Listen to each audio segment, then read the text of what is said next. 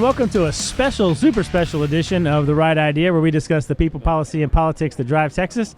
I'm your host, Brian Phillips. I'm the Chief Communications Officer at the Texas Public Policy Foundation, and with me, as always, is my co-host, across from me this time and not next to me, is Derek Cohen, our Vice President of Research, and we are here. We're definitely not in the studio, Derek. We are here at the state convention for the Republican Party of Texas, so we are right in the middle of everything that's going on in Texas right now, at least in politics. So we'll probably talk a lot about politics today and talk a lot about policy, but we'll get into some of the new legislative items that just passed the party's platform and talk about the potential for legislation in next session based on some of those items. So we'll get into the policy stuff, but just we're going to try and have fun with this, and we see lots of folks around us. We got Middleton is next to us. We got the young Republicans over here on my right, and a lot of friends and folks around here. So we might end up just randomly grabbing people and pulling them in and getting them to talk about politics and policy here in Texas today. Well, I think that's actually a very optimistic view. I think that we're at the part of the particular convention, having been to several before, where the policy really hasn't become ascendant so much as the politics. So we're still in the middle of a food fight, but we'll be seeing that resolved here shortly. We'll try and dip our toe into some of those controversies, yes, as it were, just because it's what everybody's talking about. And a lot of the stuff, though, it can seem kind of on the fringe of some of these issues. I mean, at the state party convention, those are the big issues. How they're going to run their convention, how the party's going to run their elections. Those kinds of things are the kinds of big decisions that are made here at the state convention. So just what do you think about the energy, I guess, or going into the election, maybe? I mean, that's what everybody's here to get excited about. Right. We've got the big RNC, the Republican National Convention happening in July, and so this is one of the real precursors for that. I think I read somewhere that this is the largest political gathering in the country, just because I think just by nature of it being from Texas, and certainly the parking this morning would suggest that there are a lot of people here. Yeah, I just that was my biggest impression on the way in is, man, the Riverwalk really has blown up quite recently, having to pass it 3 different times from how far away I parked. Yeah, well, that and post COVID, I mean, it's really come back. Yeah. It's, with all the people and everything. I don't know if you remember when it was down in Houston, and it was they had this like labyrinthian system of escalators going up, down, sideways to get to the actual.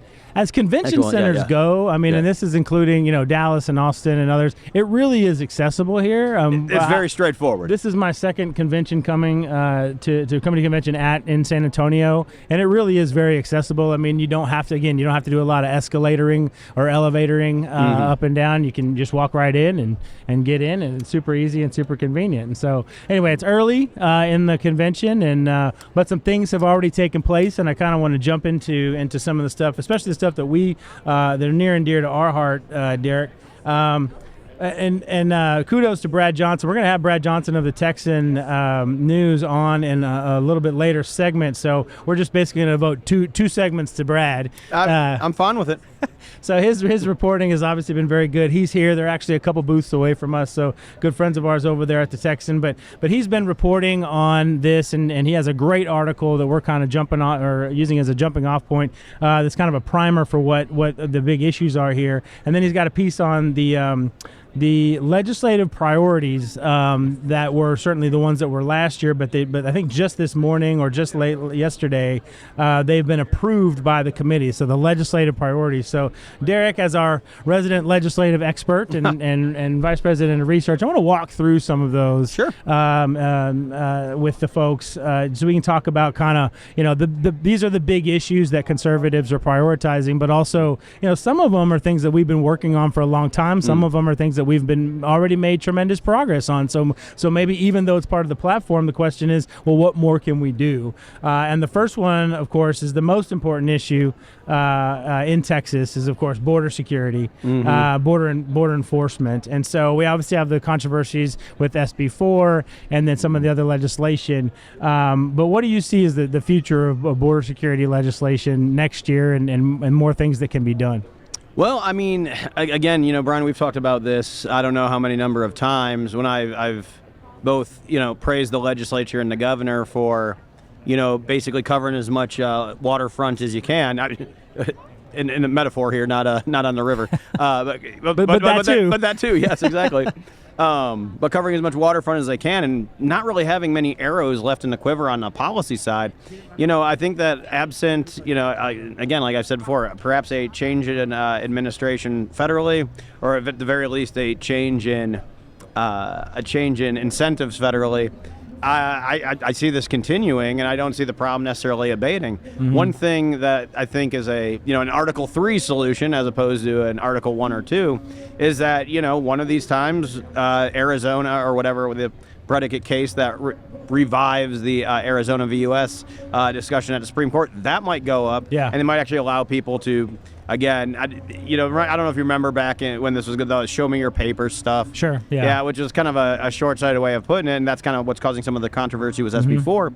But that being said, I think that once there's a little bit more legal clarity on what's within the purview of the state that it can do to enforce its own sovereignty, then we'd actually have a better way of understanding where the policy would be going in that area. And certainly over the next 6 months, really the fight is going to be in the public, right? The fight's the big public feud between the Biden administration and Governor Abbott, but then also in the courts. The courts are going to be hearing these constitutional contests, and then it's going to be making its way up through the courts, and then clearly, things like SB4 and others will probably be decided at the Supreme Court, likely in our favor. So there's good news there. All right, and then the other one, maybe 1A, is securing our Texas elections, to making sure that that the votes that are counted are from eligible voters, and that they're counted accurately and timely. I think that's the definition of a functioning election system, is that only people who are allowed to vote can vote, and that those votes are counted in a timely way. Yeah, and I think it's very interesting because obviously, a couple days prior to the outgoing chair of RPT's ballot was supposedly leaked. And of course, everyone was, kind of couching this in an election integrity thing, which I think there's a colorable argument there, but I don't think it's the primary argument. Right. I think that's more of a violation of the secret ballot, which is far higher heresy to me than what that ballot for that individual said. But that being said, you're absolutely right, and there's definitely a lot of ground still to cover with secure elections. And they did a lot when back in 21. They've done some good cleanup. Senator Betancourt's really hard charging on that in 23. But I think there's still a lot of ground left to cover. Specifically, ranked choice voting is a big issue, right? And as we've seen, an awful issue. I mean, that we should get rid of that on day one. May I do a diatribe on ranked choice voting? Even though our dearly departed from the foundation. Today's TED Talk will be brought to you by Derek Cohen. Our dearly departed colleague Chad Ennis would be a much better pontificant on that than me.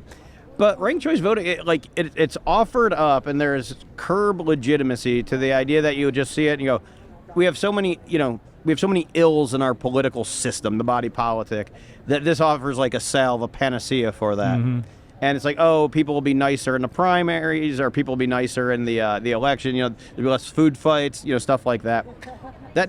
The problem is that's never happened. What has happened is record number of ballots being exhausted because folks don't fill it out the right way, mostly because they don't understand how to fill it out the right way. Sometimes, and then here's the thing that really doesn't get discussed, is the actual procedural infirmities of this. Let's say we're actually going through this.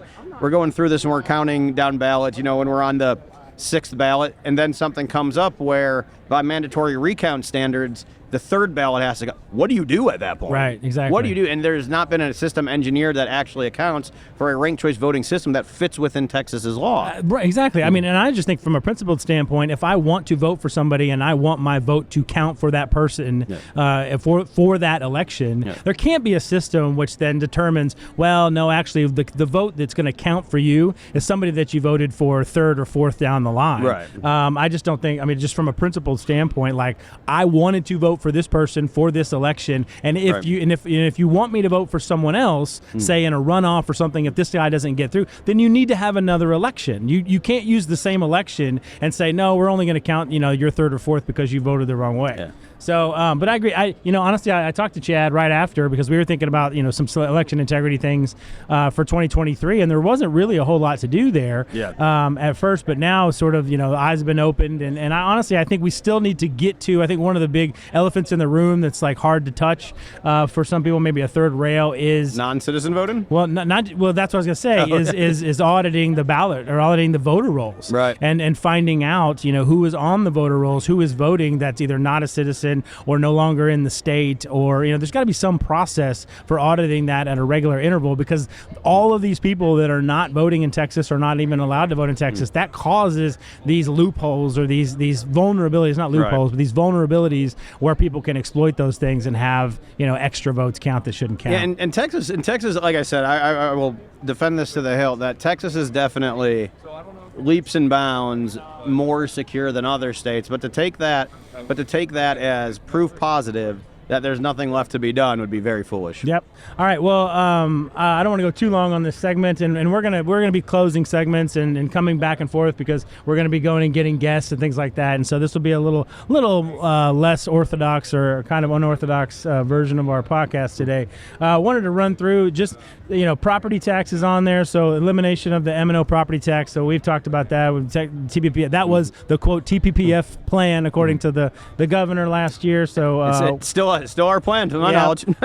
We're very excited at TPPF to see banning taxpayer-funded lobbying being one of their top issues. That is, of course, going to be, if not our top, definitely our top issues for a host of other reasons. And there's some other things in here. Securing the electric grid is always something that we need to be looking at. Stop sexualizing our kids is kind of that obviously needs to stop, but there's some specific things in here that we need to address. Anything off the top? There's judicial accountability. Seems like that's a new one that I hadn't seen before. And then there's Texas is not for sale. I don't know if you want to jump into that one. And yeah, happy to. Yeah. So from what I was able to see with the supportive language for that's essentially what you saw both Senators Campbell and Kolkhorst taking different paths, but fundamentally the same animating principle to addressing, and that's essentially the sale of land to nationals of hostile entities, the Venezuela, North Korea, Russia, Iran, so on and so forth. Folks who are not necessarily good actors out there in the world. But that being said, is putting it in putting it in a platform, especially if it was to elevate to one of the priorities, actually allows the elected chairman to actually determine what to spend resources pursuing that policy act. And so that's something that chairman's pass you've seen, the things that end up in that top part of the list. You'll see a chairman going to the legislature and basically as a show of basically showing the flag, saying, look, this is a party priority, and 60% of this committee is of this party, so just letting you guys know. And so that's probably what you set up to see coming from that. A couple quick ones. This is an interesting one. I'm going to have to read the whole thing out just so we can kind of digest it, because it seems like there was kind of a concept here, not really like a legislative proposal or a particular issue. But one of them says, let Texas run Texas. Okay, and that's just sort of that feels culturally right, one way or the other. But this is what it says specifically: resist unconstitutional federal acts and mandates that restrict transportation, including mandatory kill switches in vehicles, road diets, which you might have to explain what a road diet is for me, and restrictions on the owner's right to repair vehicles and equipment. Ensure that Texans have medical freedom and are able to give or withhold consent for any vaccine or medical treatment without coercion. So I heard right to repair in there. Yeah, there's a lot of stuff in there. Which is one of our LAAs. I heard vaccine freedom, so there's that one's in there. But then also kill switches in vehicles, road diets. Which actually, kill switches in vehicles is also an LAA. That's also an LAA. I think David Dunmoyer's having a field day with this. I'm telling you, this was. I'm not sure what to do with this piece, but I guess. A lot to unpack there. So it's interesting because that covers a lot of ground. Sure. I think we can say. But the first and foremost, if I were to boil it down, let Texas run Texan. It sounds like a big anti-commandeering thing, and Texas has passed bills to that effect, whether we're talking about the bill that passed in 21 that basically says any firearm policy that requires the assent and the buy-in of local, that we actually, or our local law enforcement and state law enforcement as well, are forbade from actually facilitating that within cooperation with the federal government. So I can tell you specifically the animating principle for that was, Biden came in, promised all these different gun policies. And, there was a case way back in the day, the Prince case, where basically they were going around and saying, the federal government was going around and saying, you need to enforce this law, do it. And sheriff was like, no, I don't work for you. The federal government is not superior to the power that grants me my rights, which is the state. Right. And saw that whole thing cascade. Now the problem, and I think what this is getting at, is that doesn't cover voluntary and consensual arrangements, which coming from the federal government usually includes money as well. So when they actually had that one passed for the non-commandeering one, it's basically saying, no, you just can't do it. Yeah. So if the feds want to do something, then they need to have their own personnel and their own jurisdiction, and they're going to have it stand in court when need be. We'll keep an eye on that one. I don't know if that's one of the ones that you can put a check next to, or already put a check next to, because it's got so many things in it. Yeah, I was going to say, well, there's several things in there. Even on the non-commandeering, there's several checks you already could put there, but there's still some left to do. And then one other one I just wanted to hit, which is new on there, is don't gamble Texas's future. Preserve the constitutional ban on casino gambling and sports betting. Obviously, there have been efforts in the last couple of sessions to build a support base for gambling in Texas. There's a new questionable poll that just came out from Lyceum over the weekend suggesting that a majority of Texans are in favor of gambling. The only reason I bring this up is because this really kind of has been a fringe issue for a long time, but there is now some infrastructure here. There is now some major money here pushing for Texas to at least create resort-friendly laws so that we don't necessarily want to Johnny One-Arms and gas stations all over Texas, but we're creating resorts where there's gambling legal. Anyway, setting up for much more of a public fight than they've had. Where do you see this going, and your thoughts on the gambling it's issue? actually very interesting. So we've recently made the decision at TPPF that we're actually going to look at the issue, because obviously it's imagine that, doing the research first. I was about to say, almost like a public policy think tank does that. But to be honest with you, we're neither here nor there, because nobody's actually taken a fulsome look at the actual issue. I can speak from coming from Ohio for experience, the places that actually got the casinos. I just drove by one last weekend in Cincinnati, and it's like on its fifth name change right now. There's one in downtown Cleveland that's right there on the circle that is like a pit. Yeah, and so all I have to say is watch the space. We're looking forward to dissecting the arguments and seeing where the data leads on that. But I think that kind of reflects a general observation, and I know I've made this same comment when we've talked about the money there, other polls on this issue there. We've talked about this before. It doesn't, how Clausewitz said, no plan survives first contact with the enemy.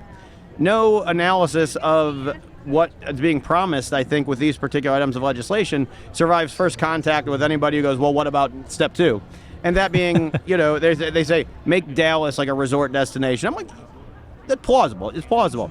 But Harrah's San Antonio, or worse, New Braunfels. That was one of the things they were talking about doing, was kind of trying to get the San Antonio and Austin market kind of combined there, and sticking something in Seguin. I would happily at least go once to the Schlitterbahn Casino and Event Center. I'll tell you that right now.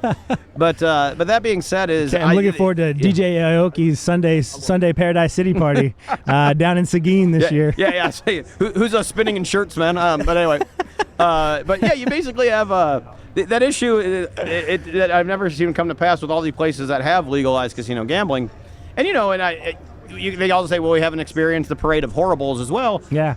we'll see. We'll see. Well, we are having fun here at the state convention for the Republican Party of Texas. Derek, I don't envy you because we're sitting across from each other, and I'm staring at a curtain in Jefferson, not distracted at all, totally focused on what I'm doing here on the podcast. And you, sir, are staring at hundreds of people walking by, stopping at our booth, asking questions, pointing at you, waving. I just realized that does the actual I'll have to ask Jefferson. Does the actual backdrop look like that weird scene from Twin Peaks with the backwards talking guy? Looks like Joe Biden with the red. Well, we're excited. We got Sherry Sylvester in the house. She's here waiting actually to use these mics. She's going to be a very special guest. Her old boss, Dan Patrick, is going to stop by. Awesome. And do, unfortunately for her podcast, not for our podcast, but so be on the lookout for that, Dan Patrick, on her next show. He only talks to people who have a certain clout or above, and we're not quite there yet. He's got the big booth this year. He's got the massive booth in the middle. It's got the couches and the free T-shirts and all of that. And a tractor. You got Sid Miller behind him. He's got some kind of vehicle as well. So anyway, a lot of fun going on here. Everybody's getting excited about certainly the election, and this is a good time to start getting excited about the next legislative session as well. Yeah. Because for all intents and purposes, the election, there's no suggestion certainly that the Senate will go Democrat, and I don't think even after these primaries that anybody's suggesting that even the House would turn Democrat. I think with the new maps, we're talking. I think credibly, you're talking maybe one seat flipping. In each. I mean, just reading the tea leaves. And then, of course, all the statewides are during the off year, so, we'll still have the same governor, lieutenant governor, and all the statewides as well. So, anyway, we're having a good time here. We'll be back in a little bit. We're going to, like I said, we're going to take a break to change in between guests and between segments. So we'll take a little bit of break here, and we will be back with Brad Johnson right after this. Welcome to the Rebel Tech Podcast. We're two policy experts taking on big tech to make sure that emerging technologies are developed with human dignity at the core. Our podcast will explore technology and innovation, tackling issues such as AI, kids' online safety, autonomous vehicles, and their implications on everything from culture to public policy to how we live our lives and interact with one another. We will feature guests ranging from lawmakers to thought leaders fighting on the side of humanity on the digital frontier. Subscribe to the Rebel Tech Podcast on Apple and Spotify and find each episode in video format on the TPPF YouTube channel.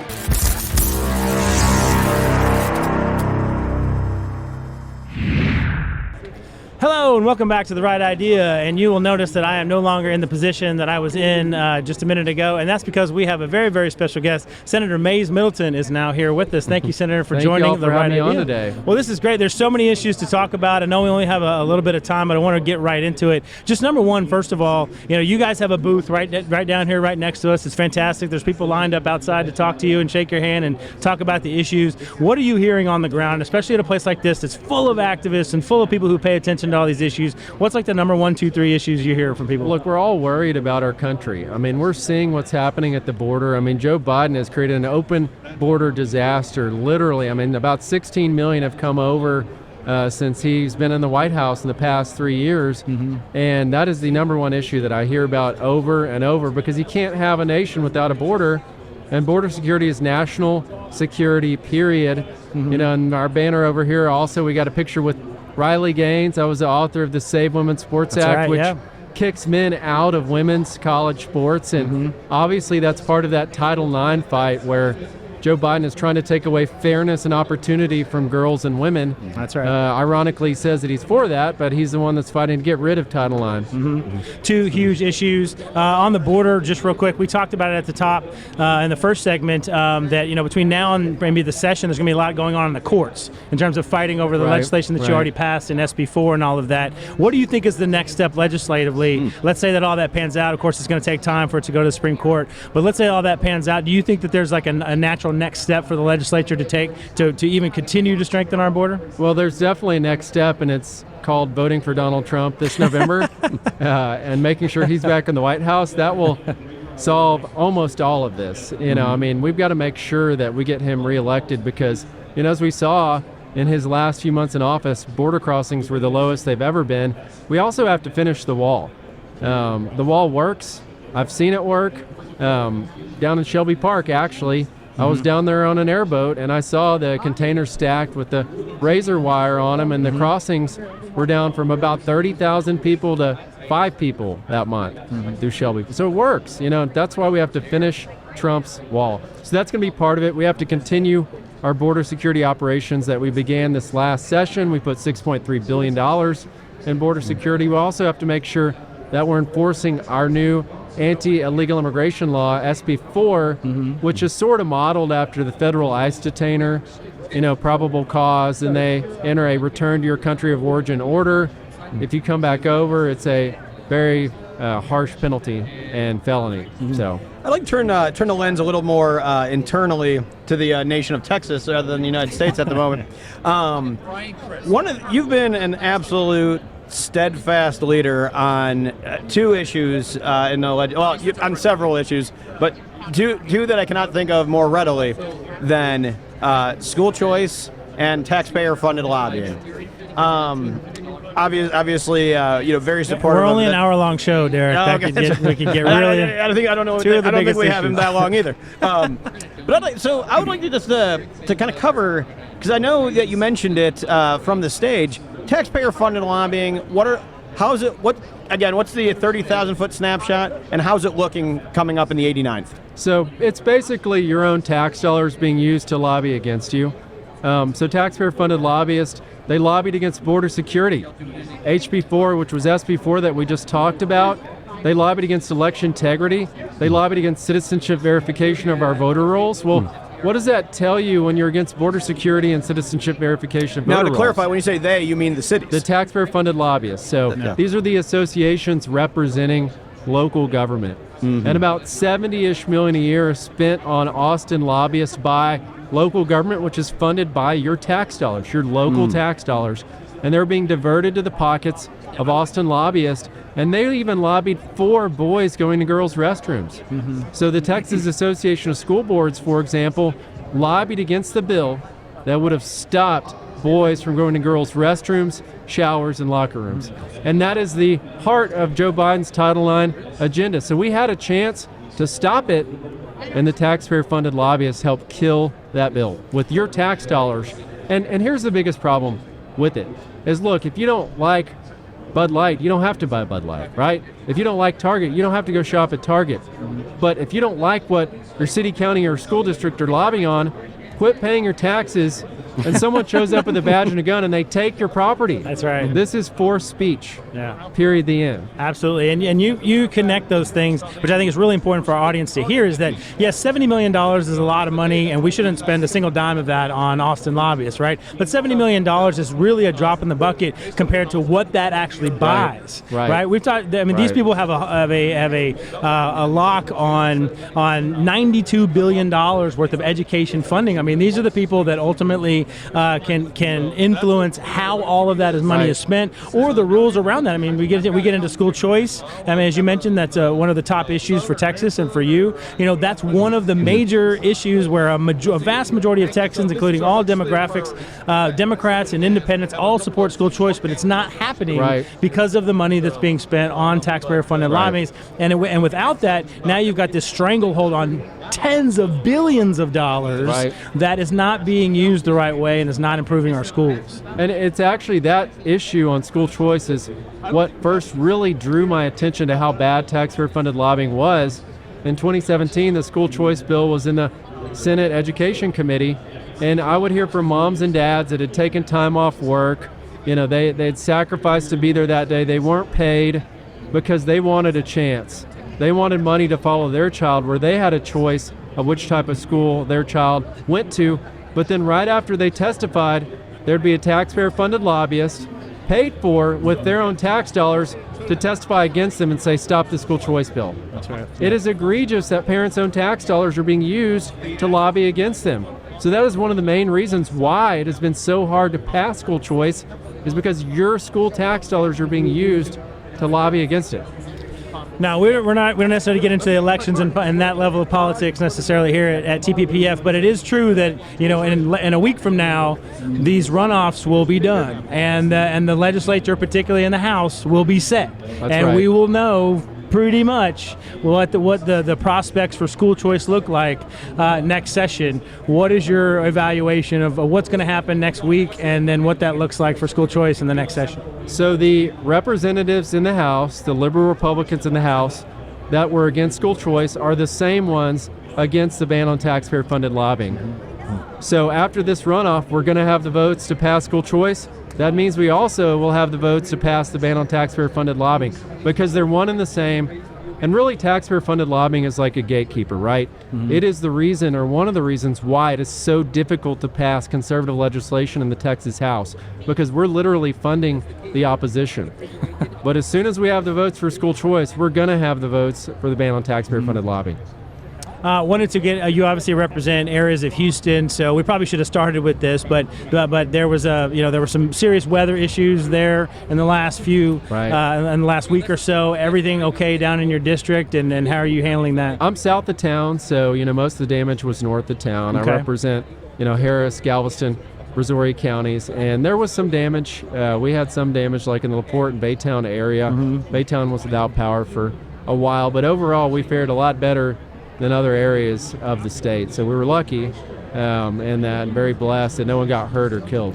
That's a good segue into another issue, and Derek, maybe jump in here as well. Is one of the top legislative priorities for the Republican Party that they just passed yesterday is the grid, and you can never make the grid. You never keep making the grid secure, more secure than it was. Obviously, there's been a lot of reforms lately on that. What do you think the legislature is going to do on the grid next year? Well, the grid is never going to be secure as long as we're relying so much on wind and solar.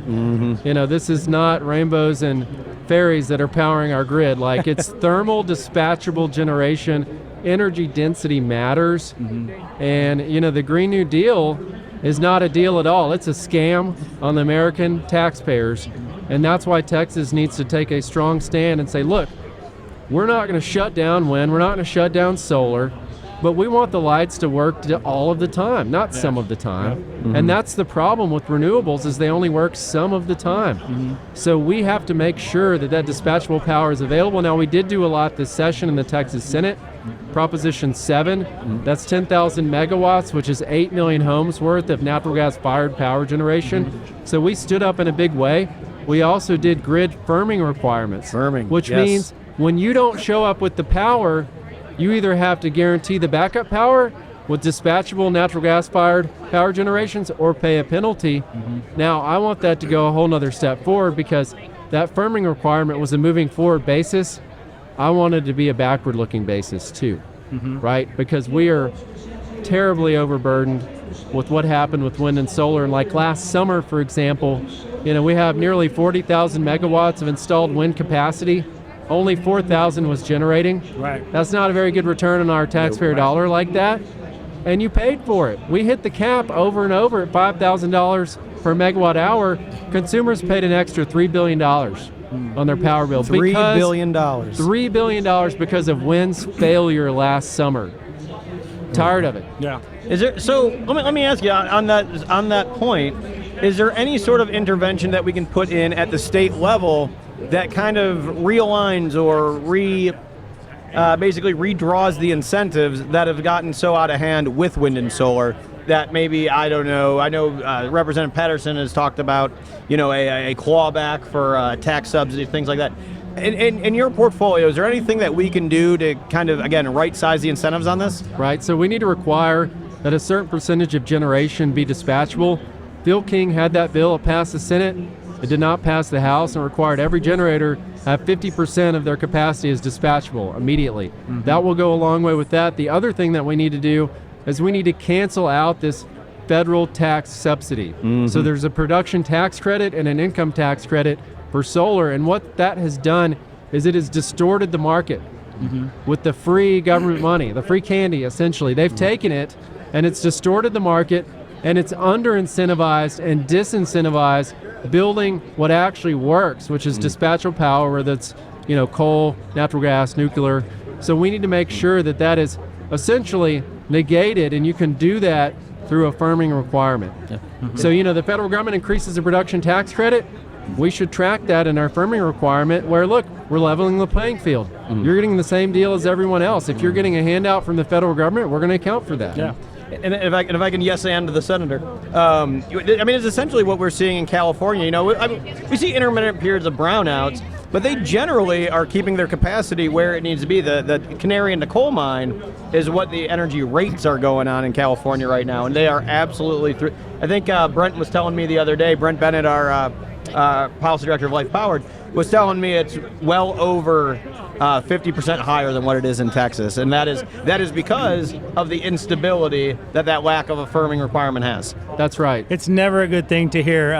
We're seeing what happened here, what's happening in California on any issue, in on Germany. any issue at all, in Germany. Which is deindustrializing, I might add. Well, right. I know you've got a lot of hands to shake, and there's people waiting to talk to you and all that. But while we have you, let's get into some fun stuff here just for the last couple of minutes. Obviously, the reason everybody's here, one of the main reasons everybody's here, is to get everybody excited for 2024 and for the election. You've already made your pitch for Trump. We'll let you do that. That's not our job.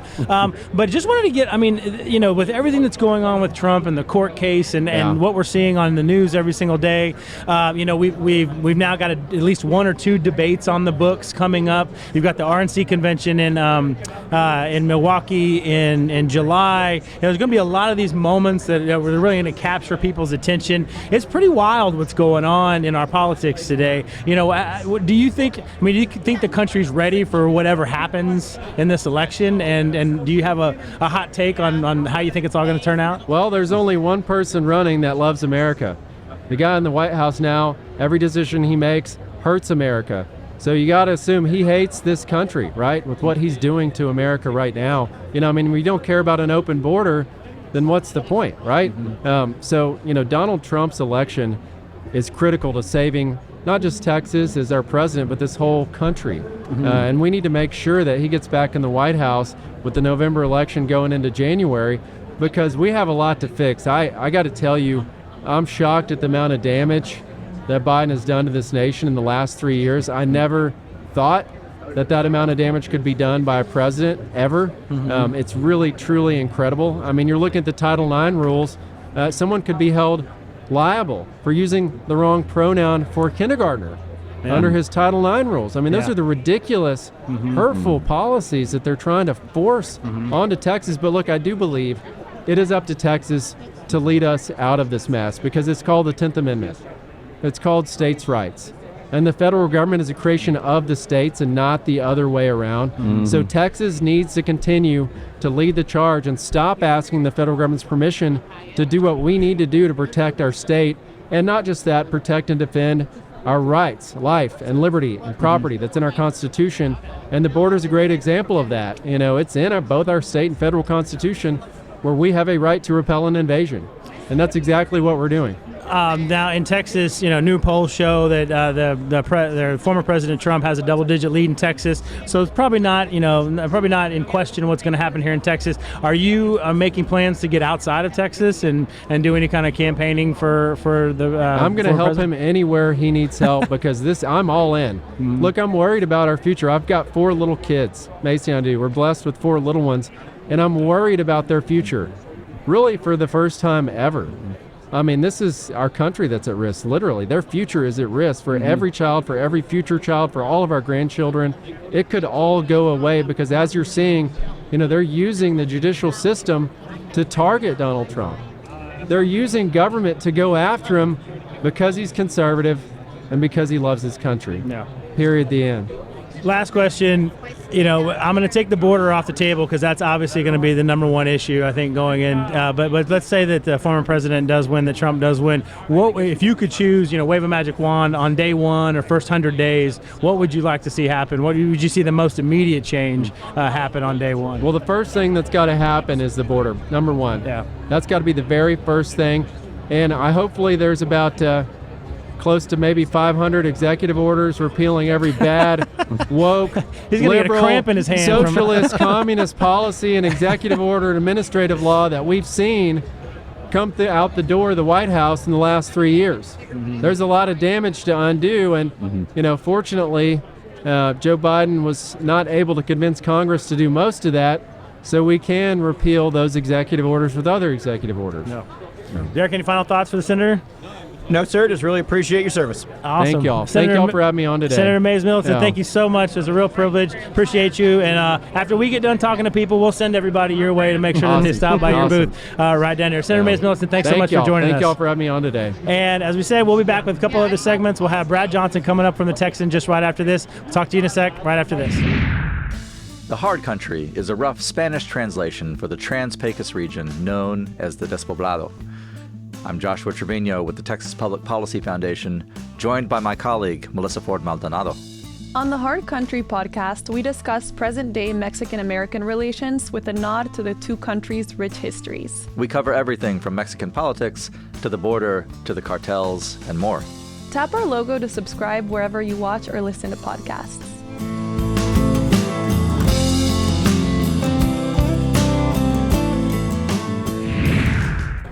Welcome back to The Right Idea. We are, of course, here live, taping live at least, at the state convention for the Republican Party of Texas. We've just been kind of looking around and taking it all in. It's getting more and more exciting as the morning goes on, and more people coming through here, and a lot of smiling faces and people in a good mood. And one of those smiling faces that we have right here is Tyler Norris. Tyler Norris is a political consultant here in Texas, been working for, 2 decades or even old enough. Oh, God. to be No, working definitely for not. How about 15 years? Let's go with 15 that. years, okay, 15 years. But really probably before you were 18, you were probably working in... Yeah, I moved here in the summer of 07 to go to UT and started working at the Capitol that summer for Representative at the time, Wayne Christian, and it's just been politics ever since. Well, and you also, we're going to have Brad Johnson. We keep threatening to have Brad Johnson on. It's a threat. He's sort of Damocles. Waiting for Godot, the Texan edition. He'll be on eventually to tell us his good thoughts. He's covering the candidates speaking right now, but you have a connection with Connie Burton, of course, at the Texan. You were her chief or I worked on her very first campaign when she decided to run for state senate up in Fort Worth area, and then worked in her office her freshman term in the Texas Senate. And obviously, I've told this to several people recently. I was in her living room when her and Phil said, we're going to start this media organization. It's going to be called the Texan. It's going to be a subscription model. It's going to be for profit. We're not doing the nonprofit thing, yada, yada. And I don't know if y'all know this about me, but I'm a bit of a pessimist. And that was terrible idea. Huge if true. Yes. Can we fact check that, Jefferson? I told them this is never going to work. When she walks by, she'll say, yeah, they're 2 booths away, so don't say she said this is never going to work. They and it's just worked out really well. their 5th year, of course, and so we're excited that a right-leaning or just even just a unbiased, maybe not the right word, but just facts-based, shoot it straight type of organization or media organization. I think the bigger exists. thing was you told Connie Burton no, so that means it's going to happen now. Yeah. Well, then long record of you that. could just go back and say you were the reason that set a fire under her to make it succeed. They wanted to prove their doubter wrong. Yeah, their one doubter. Well, let's get into what's going on now. So obviously you have a lot of history and institutional knowledge about every session, every election, and that kind of stuff. Does it feel weird? We just asked Mays if this election in particular, with everything that's going on with Trump and the court case and all of that, if it just feels weird, it just feels like something's different about the way that we practice politics today. Sure. I think in the state of Texas, it was a lot of stuff coming together at the same time, and it's why let's say you're seeing a high turnover in the Texas House after the primaries is a lot of some stuff. Voluntary, some not so voluntary. Some involuntary high turnover in the Texas House is because a lot of things came to a head at the same time. And it's, President Trump being more involved than ever in Republican politics here in Texas. It was what happened last session via needing numerous special sessions to get to certain issues or the impeachment. And wherever you came down on any of that stuff, all of it came together at the same time to have a pretty dramatic effect on what happened in March. Mm-hmm. And I mean, just get into the primaries. I mean, I don't know if I've talked to you since the primary and all of that, but we've got the election next week.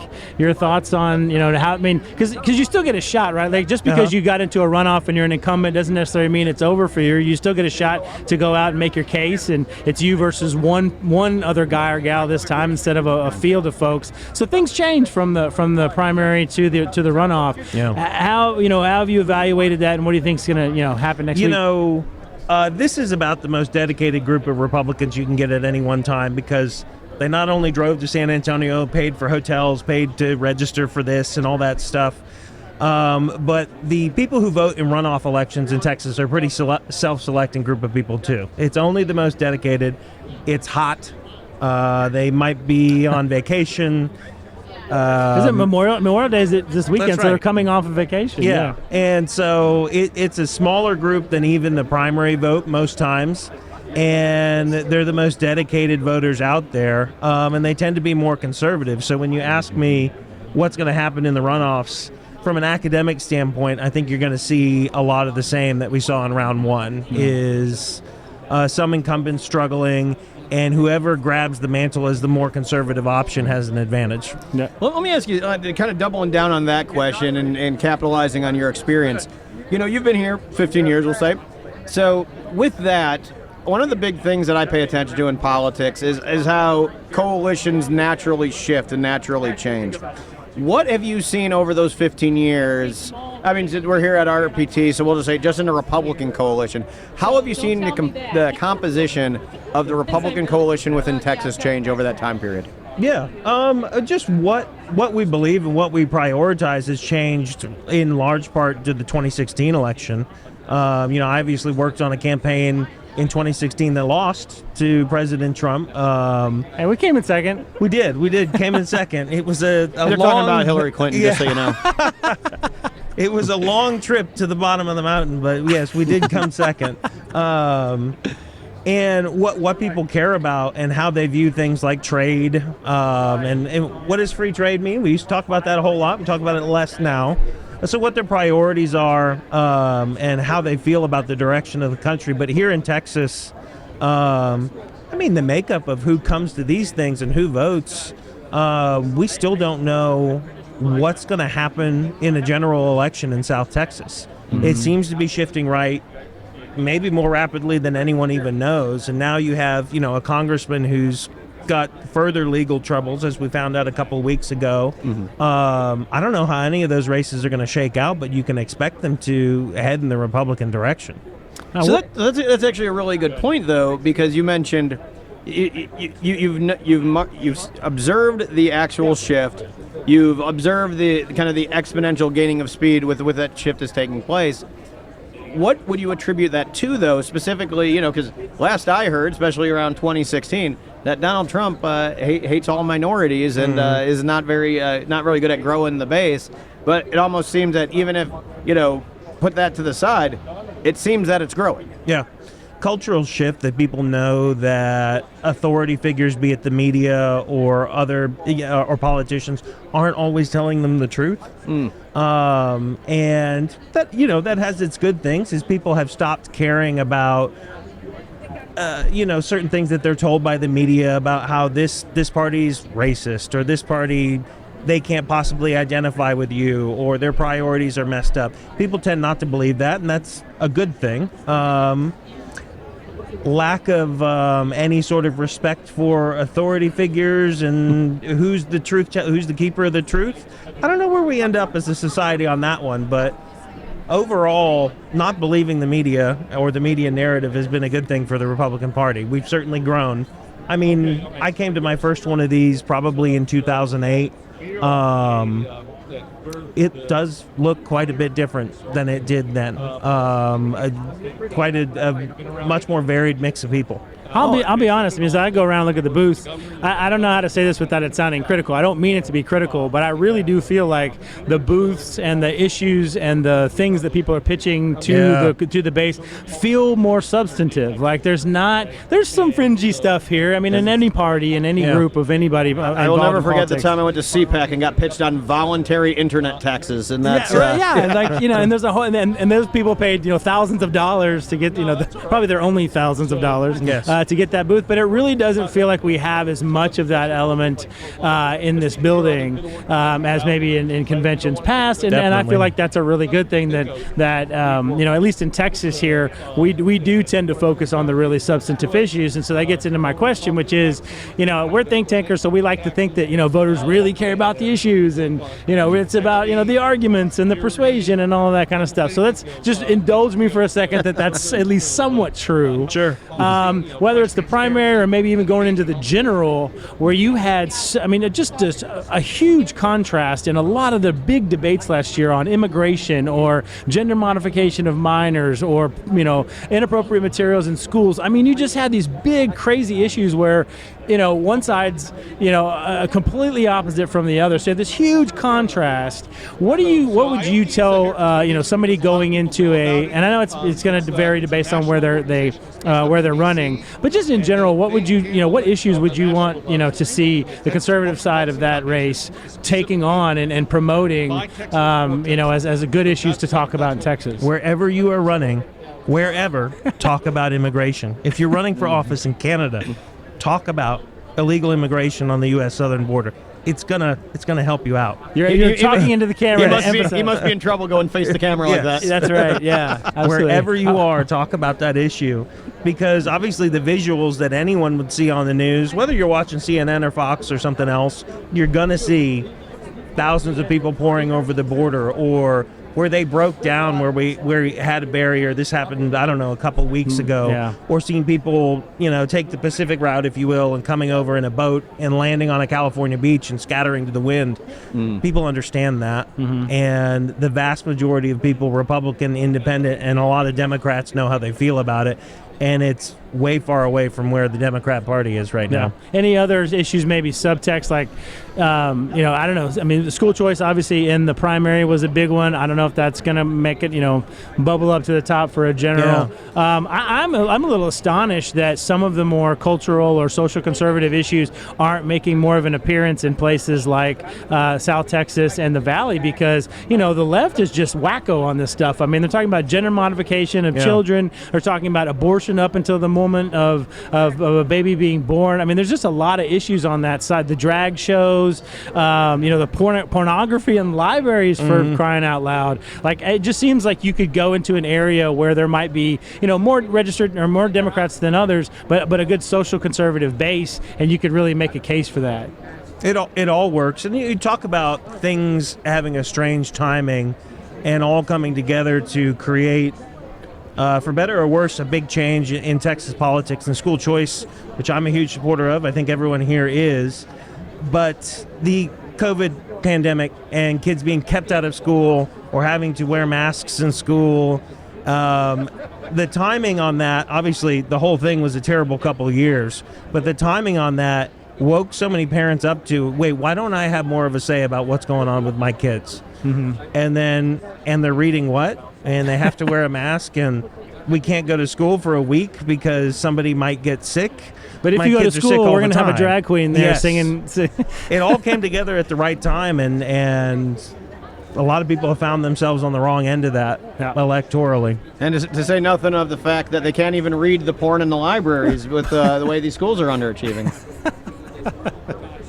It just compounds on itself, the issue. But I really appreciate you joining us, Tyler. So So obviously we have the conventions coming up, both in Milwaukee and it is Milwaukee, right? Milwaukee, and Chicago. Are you? I want to go to the Chicago one. Can I just say I'm real not quick? applying to be a delegate to ours. I want to go to Chicago. Can I just say real quick? Usually they pick a state that's a swing state. So Republicans have done kind of the normal formula, right? Go to Wisconsin, see if we can win it. The Democrats go to Illinois. Anyway, go ahead with your question. But no, the question was, I know there's been, and I think it's been a little bit overdetermined, and it's obviously still a bit away. But do you think that the kind of will be charitable and call it social upheaval? Do you think that sort of shenanigans will attend either convention? And if so, if that'll give a black eye to, I would say, you have to say it's under Biden's watch, much like fairly or unfairly, a lot of the George Floyd issues, the unrest got pinned on Trump. Do you think that might be an additional inflection point in kind of the national preference?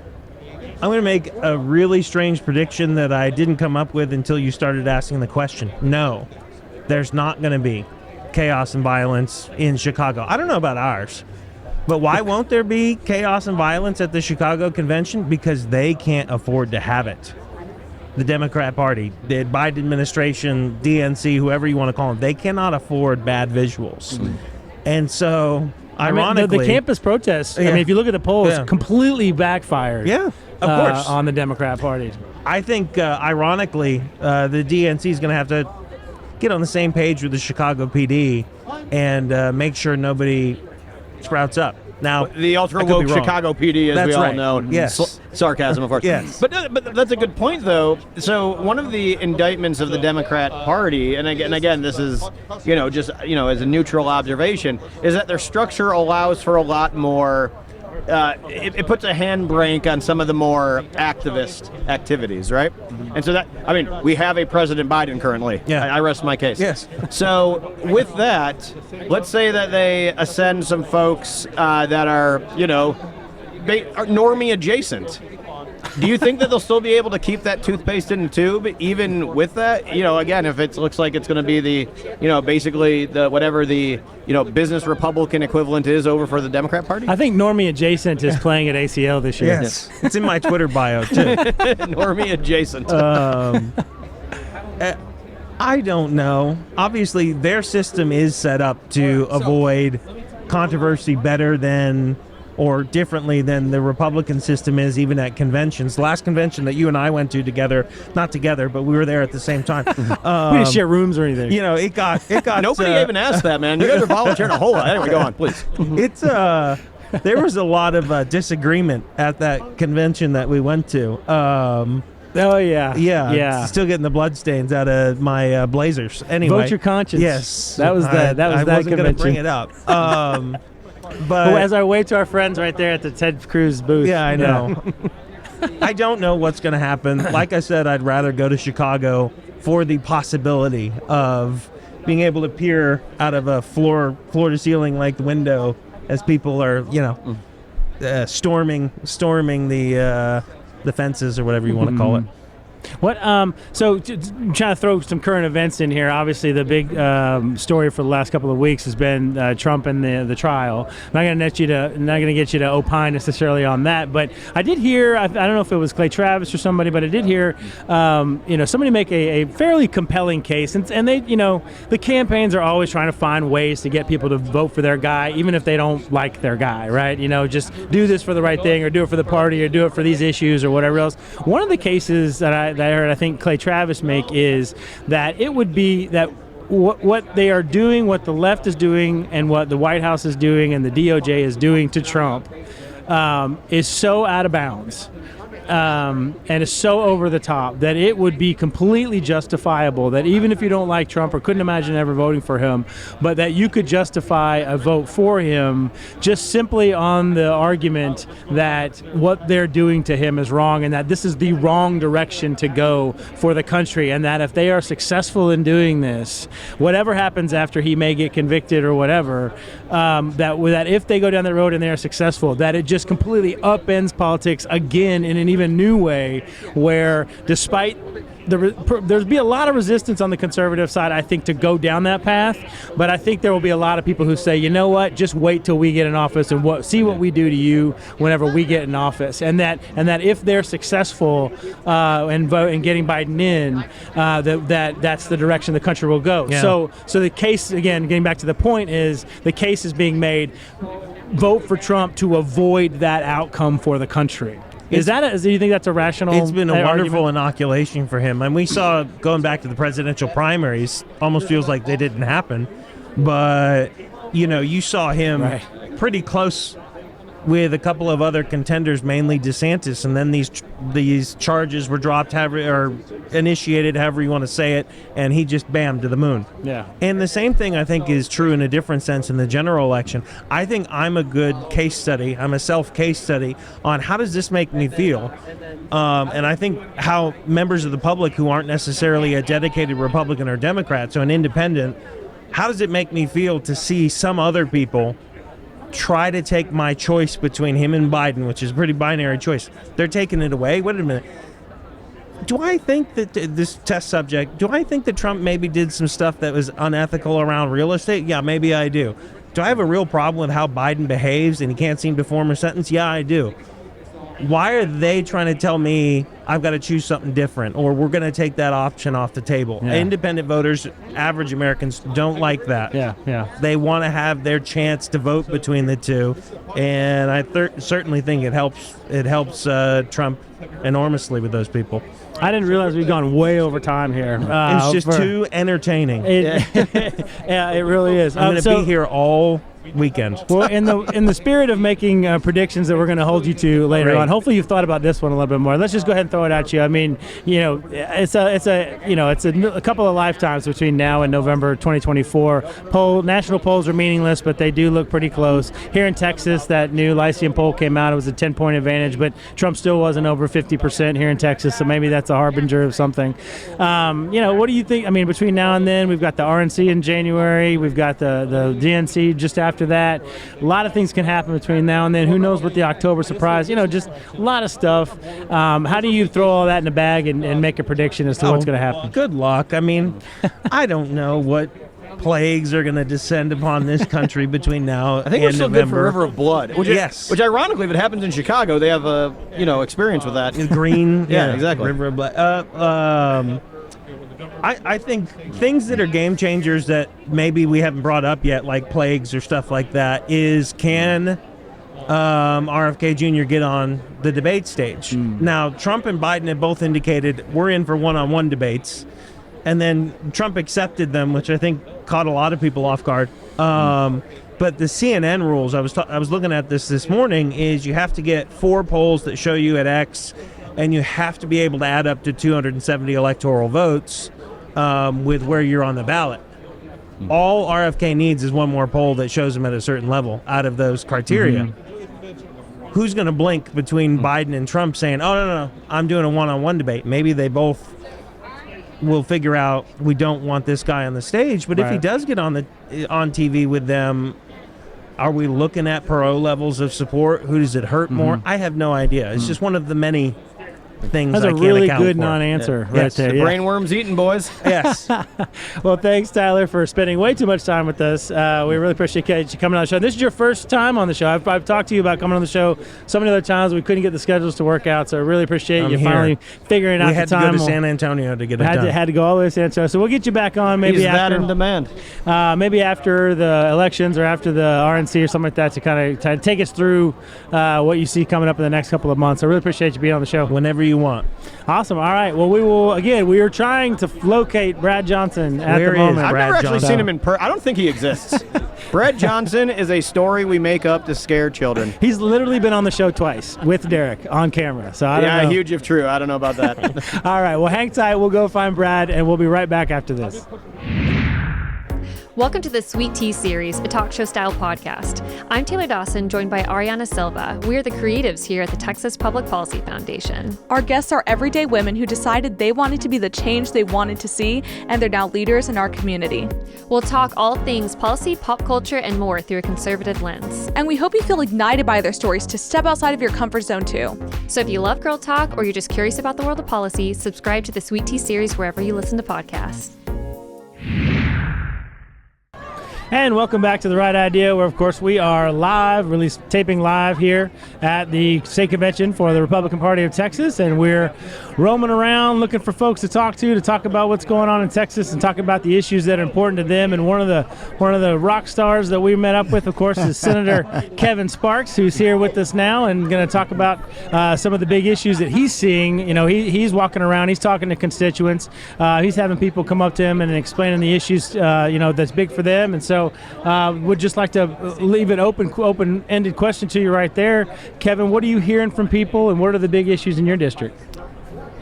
Well, I obviously represent rural Texas, and so water out in West Texas, we see that issue as a higher priority than maybe some of the other parts of the state, although it's a critical component to the whole state, and I'm not sure. It's kind of like our electric grid. As long as your light switch, as long as the lights come on when you flip the switch or when you open the tap, water comes out. Yeah. People aren't worried about it.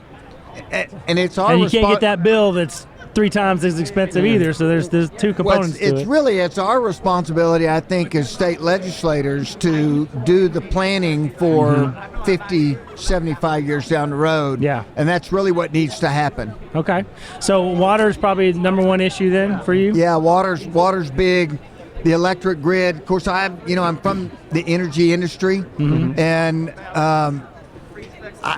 most people in Texas don't understand how at risk our grid is of failing. I think there's a high chance we could see brownouts this summer. Even with all the work, the good work, the really good and groundbreaking work that's been done on it in the last couple of sessions, you still think that we've still got a long way to go? Well, here's the reality. The reality is the Biden Inflation Reduction Act put tens of billions of dollars into new green energy projects. And that's what we're seeing. We're seeing all of yours and my tax dollars that have already been pulled out of our wallets going towards these projects.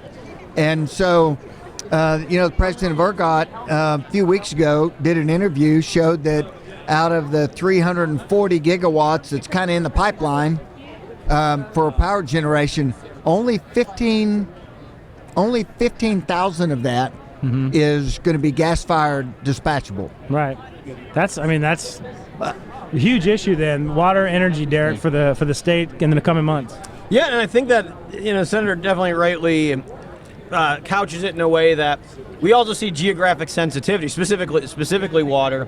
And I know that's why there's we were talking everything from cybersecurity and every other element of that in Senator Perry's committee. This week or last week? I can't quite remember. But last week, yes. Last week, that's right. And so it's definitely on the forefront. But to the senator's point, some of this, turns like the Titanic. Especially in the field of energy policy, having to push back against the bad Green New Deal money just being one thing. Before you got here, Senator, we were speaking with Senator Middleton. And I asked him the same question. I want to put this to you as well. So obviously, you rightly observed that money coming in from D.C. is really just short-circuited the most basic of market incentives that we deal with in our energy sector. Right. What policy solutions might there be to kind of recorrect those incentives? So that's what makes it so complicated, right? As a free market person, as somebody who believes, less government is better, it's hard to figure out how do you offset, federal government intrusion with something that's not, state heavily intrusion. More government intrusion. More government intrusion, trying to balance that out. What's going to be the best free market approach to that? I think realistically, we need to look at how we, the way the system buys power. Basically, what you've got right now is you've got a system that incentivizes kind of a lack of power, because those last few kilowatts that are produced are the most highly valued and get paid the most. And so it's a system that incentivizes running out of energy. Is what you're saying? Exactly right. Yeah, that's terrifying. It's terrifying. When without the federal subsidies, when you look at if we'd have had the $50 or $60 billion over the last 20 years that have gone into wind and solar, if that money had been put towards gas-fired dispatchable power, we'd have enough electricity. We could be exporting electricity to all of our neighbors. Well, your district is wide and deep and rural and urban and suburban. I mean, how do you approach the issues in a way that it just seems like there's be a lot on your plate in terms of trying to figure out how to help your constituents that come from all kinds of different backgrounds. One would be, education would obviously be a big one. That's been obviously a topic for the political sides for a while, but then going into next year, education, obviously, the three issues that we talked about, but healthcare is a big one too out there, and it's a very diverse population with different needs. How do you juggle all of that, being from that district? Well, I think that it's not unlike what most parts of Texas see. healthcare costs are too high, and they're too high across the board. Education, we're not doing a very good job of educating our students overall.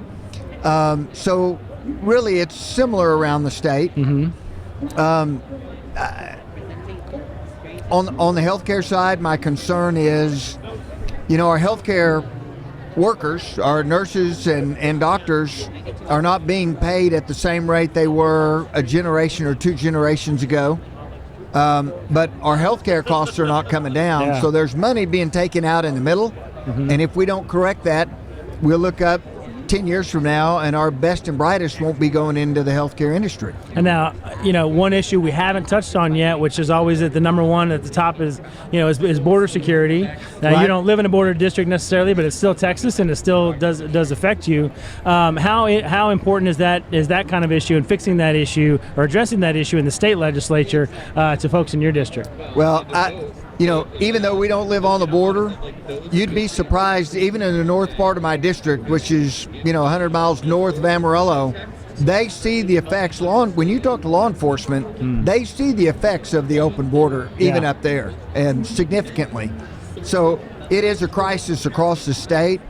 I would tell you, if the voters of Texas and hopefully the nation go out and do what we need to do in November, that will fix itself, because I firmly believe President Trump has the ability to go in and do what he did last time he was president, which would drive those numbers to the lowest we've seen in my lifetime. And getting into some of the 2024 stuff, more of the fun political stuff. I mean, you're walking around here, you're feeling the energy of folks. Probably not. Texas is probably not going to be a swing state. Some of the polls show, that Trump is up by 10 points, depending on who you ask and all of that. But how do you? I mean, it's we've talked about it's going to be several lifetimes between now and 2024 in terms of the politics and the swing and all that kind of stuff. Is there anything that particularly worries you or even encourages you about what you think is going to happen in November? Well, obviously. Election integrity is kind of at the forefront of everybody's mind. I know there are a lot of groups across the nation that are actually teaming up now to try and make sure that, not just in the swing states, but across the nation, that's those local communities are being held accountable for making sure the integrity is there for voters. Right. As far as Texas goes, we've got a pretty critical race going with Ted Cruz. I think last time he won by less than 250,000 votes against a candidate that was, probably not as strong a candidate as what he's going to face in November. Yeah. And that means that our rural counties really need to turn out in big numbers. And that's going to be kind of my focus as we get into September and October. We're probably going to do a tour all across our district, encouraging people to sign their neighbors up, and then get everybody to the polls to vote. Derek? No, I think that's great, sir. So that definitely encapsulates, I think kind of the political dynamic. But let me ask you, in terms of what, the SD31, what is Senator Sparks' agenda for 2025?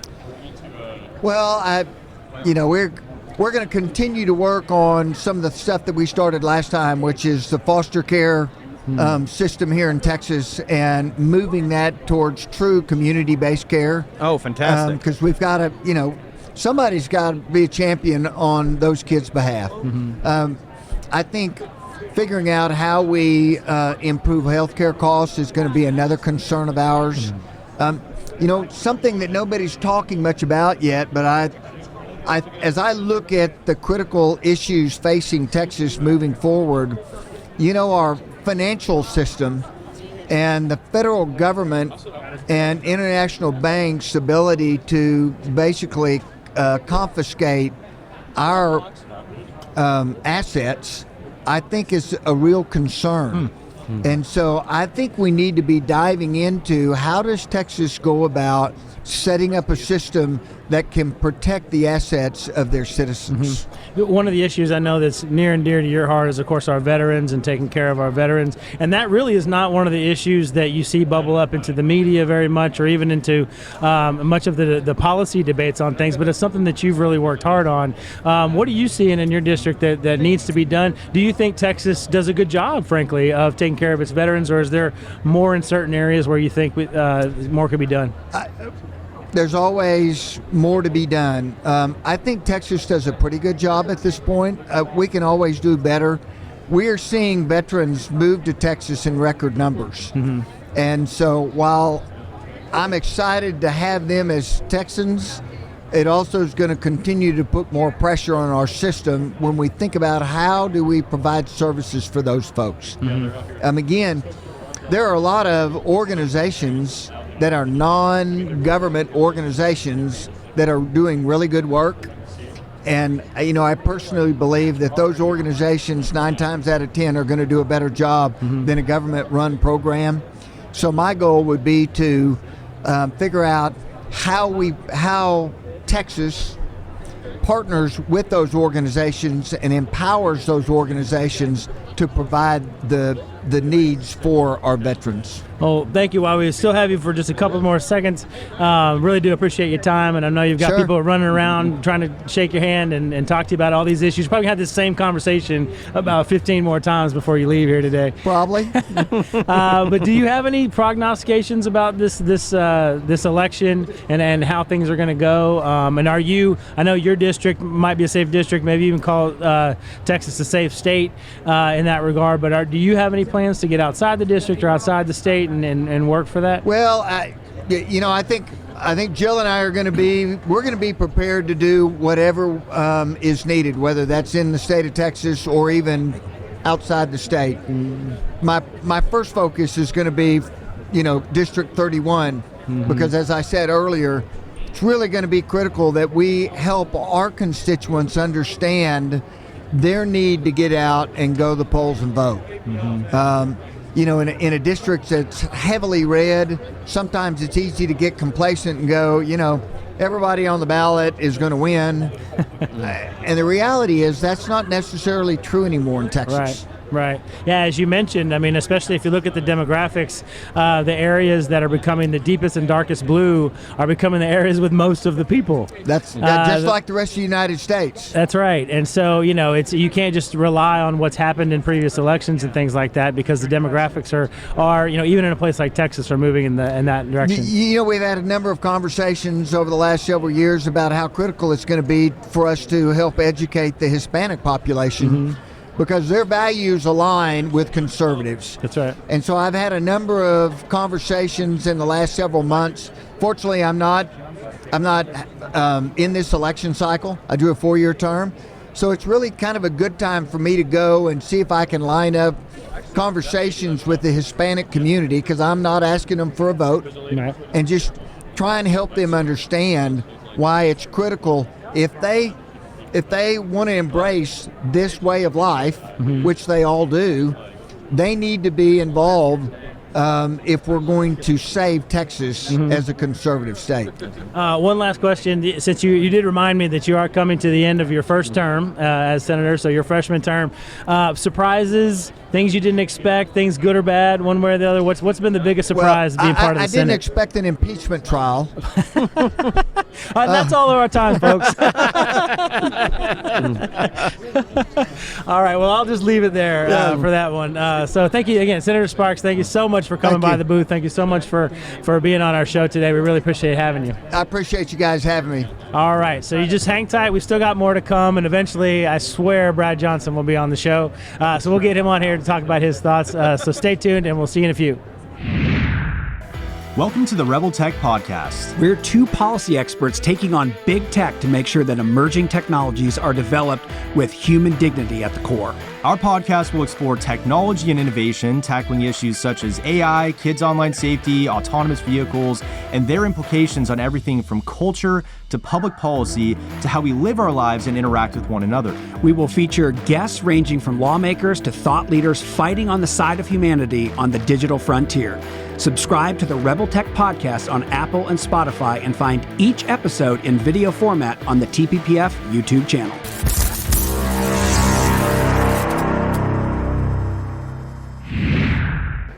And welcome back to The Right Idea. Of course, we're here taping at the state convention for the Republican Party of Texas, and we are super excited to be joined right now with Representative and Chairman James Frank. We really appreciate you coming on and being on the podcast. Yeah, my pleasure. Appreciate you guys being here at the convention. So you've been walking around, you've been taking the temperature. What's the feeling in the building, and are people excited? Are people asking you questions, and what are they asking you? All that. Well, kind the of ones stuff. that aren't confusing me for Cornyn, everybody seems pretty excited. I wasn't going to say it. I know it's a little painful because I think he's 15 years older than me, but I've gotten that a couple of times, but. Well, what's the general feeling? Are people excited? I mean, obviously, most everybody's here because they're excited because it's an election year, right. And we're almost past the primaries. We got the runoffs. We're literally in like 4 days away. People are voting, right? You got early voting going on for a lot of runoffs. So there's still a little bit of division there on the Republican side, but we're almost past. Did you say a little bit of division?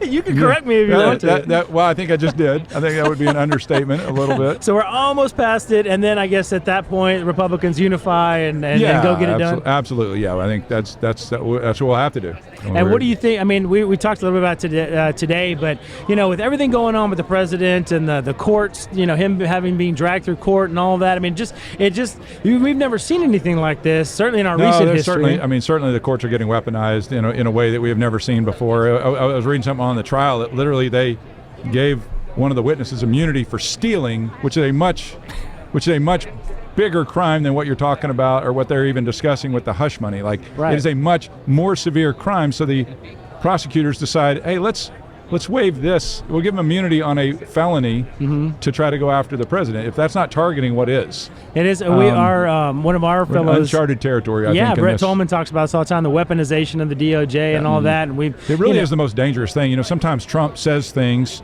that get people concerned because he says a lot of stuff off the cuff. The problem is you have this president. Well, first he doesn't. The current president. First, he doesn't necessarily say complete sentences. But second, the things he is actually doing are really what the Democrats accuse Trump of doing. He is literally weaponizing against political enemies. Right. And that is incredibly dangerous. But are you worried that if they are successful, that this will be a turning point in American politics, that there will be, despite the best efforts of some of us on the conservative side to say, no, don't do this, there will be a push on the right to then, if they do convict Trump and whatever happens, to say, whenever we get in power, we're coming back full force? I certainly think there's that risk. I do think hopefully conservatives say, hey, our job is to follow the law. That's part of what we try to do. Right. But certainly if there's people not following the law, there's going to be consequences from that. If you weaponize it, there will be consequences at some point. Yeah. For the people that weaponize it. And well, sir, I'd be remiss if I didn't bring up some of your land-breaking work on issues of child welfare. Obviously something that we've worked with your office quite a bit on, and something that you're nationally seen as a leader on, as an advocate for really effective systems in there. Is there going to be, I would say, let me ask a two-parter here. The first barrel of the double barrel question, if you will. First of all, as you know, we've been under a lawsuit for quite some time in that space. Do you see, perhaps with new leadership at the FPS? Do you see that us coming out from under there? Because I'm getting to the point where I'm starting to think that it's really starting to stifle a lot of the great innovations that you're advocating for. I think it's been a long time that it's been stifling the innovation. I think it's been a long time since the lawsuit has been about actually improving child welfare as opposed to improving the pockets of some of the people that are getting rich on the lawsuit. There are literally millions of dollars a month going into people's pockets on that, and not going for the welfare of children. So I do think current leadership at DFPS is doing a phenomenal job. If you look, virtually every measure of child welfare is improved. Both the number of children are down, the number of children in care are down, child deaths are down. The Caseworker loads are down, are much better. So virtually every measure of child welfare, and yes, you can always find something in the 7 million kids in Texas that goes wrong. That is certainly the case. But from a measurable standpoint, things are heading in the right direction. You would never know that from listening to the judge, but this is literally, it is a 74-year-old retired judge that this is the only reason for her to get up. This is the reason for her existence. And the people that work for her, the reason, not necessarily the reason for her existence, but they're getting millions of dollars a month. And we're talking about the monitors. The monitors. Yeah. You're getting paid, $395 an hour individually, plus then all of the people under them are also getting paid on an hourly basis for every bit of work. What is the chance that they're going to say, our work is done? I'd say good work if you can get it, I suppose. It's phenomenal work if you can get it. Well, on that note, though, is there another tranche of reform or policy enactments that we can do to keep building on the improvements that we've already made? Well, I think, certainly the completion of community-based care, which is only rolled out halfway, the making sure that every kid has a place, which, CWAP is down to, I think in the teens last I looked at it, from over 400. So, great. There are always ways to improve. We're down from 30,000 kids in foster care to 15. There's still 15,000 kids that have come out of the home. We need to try to, the best we can, get this upstream, to address it earlier. And I don't mean with government programs, because those have been pretty ineffective and often trap people in poverty. But as a communities, we need to find ways to keep families together.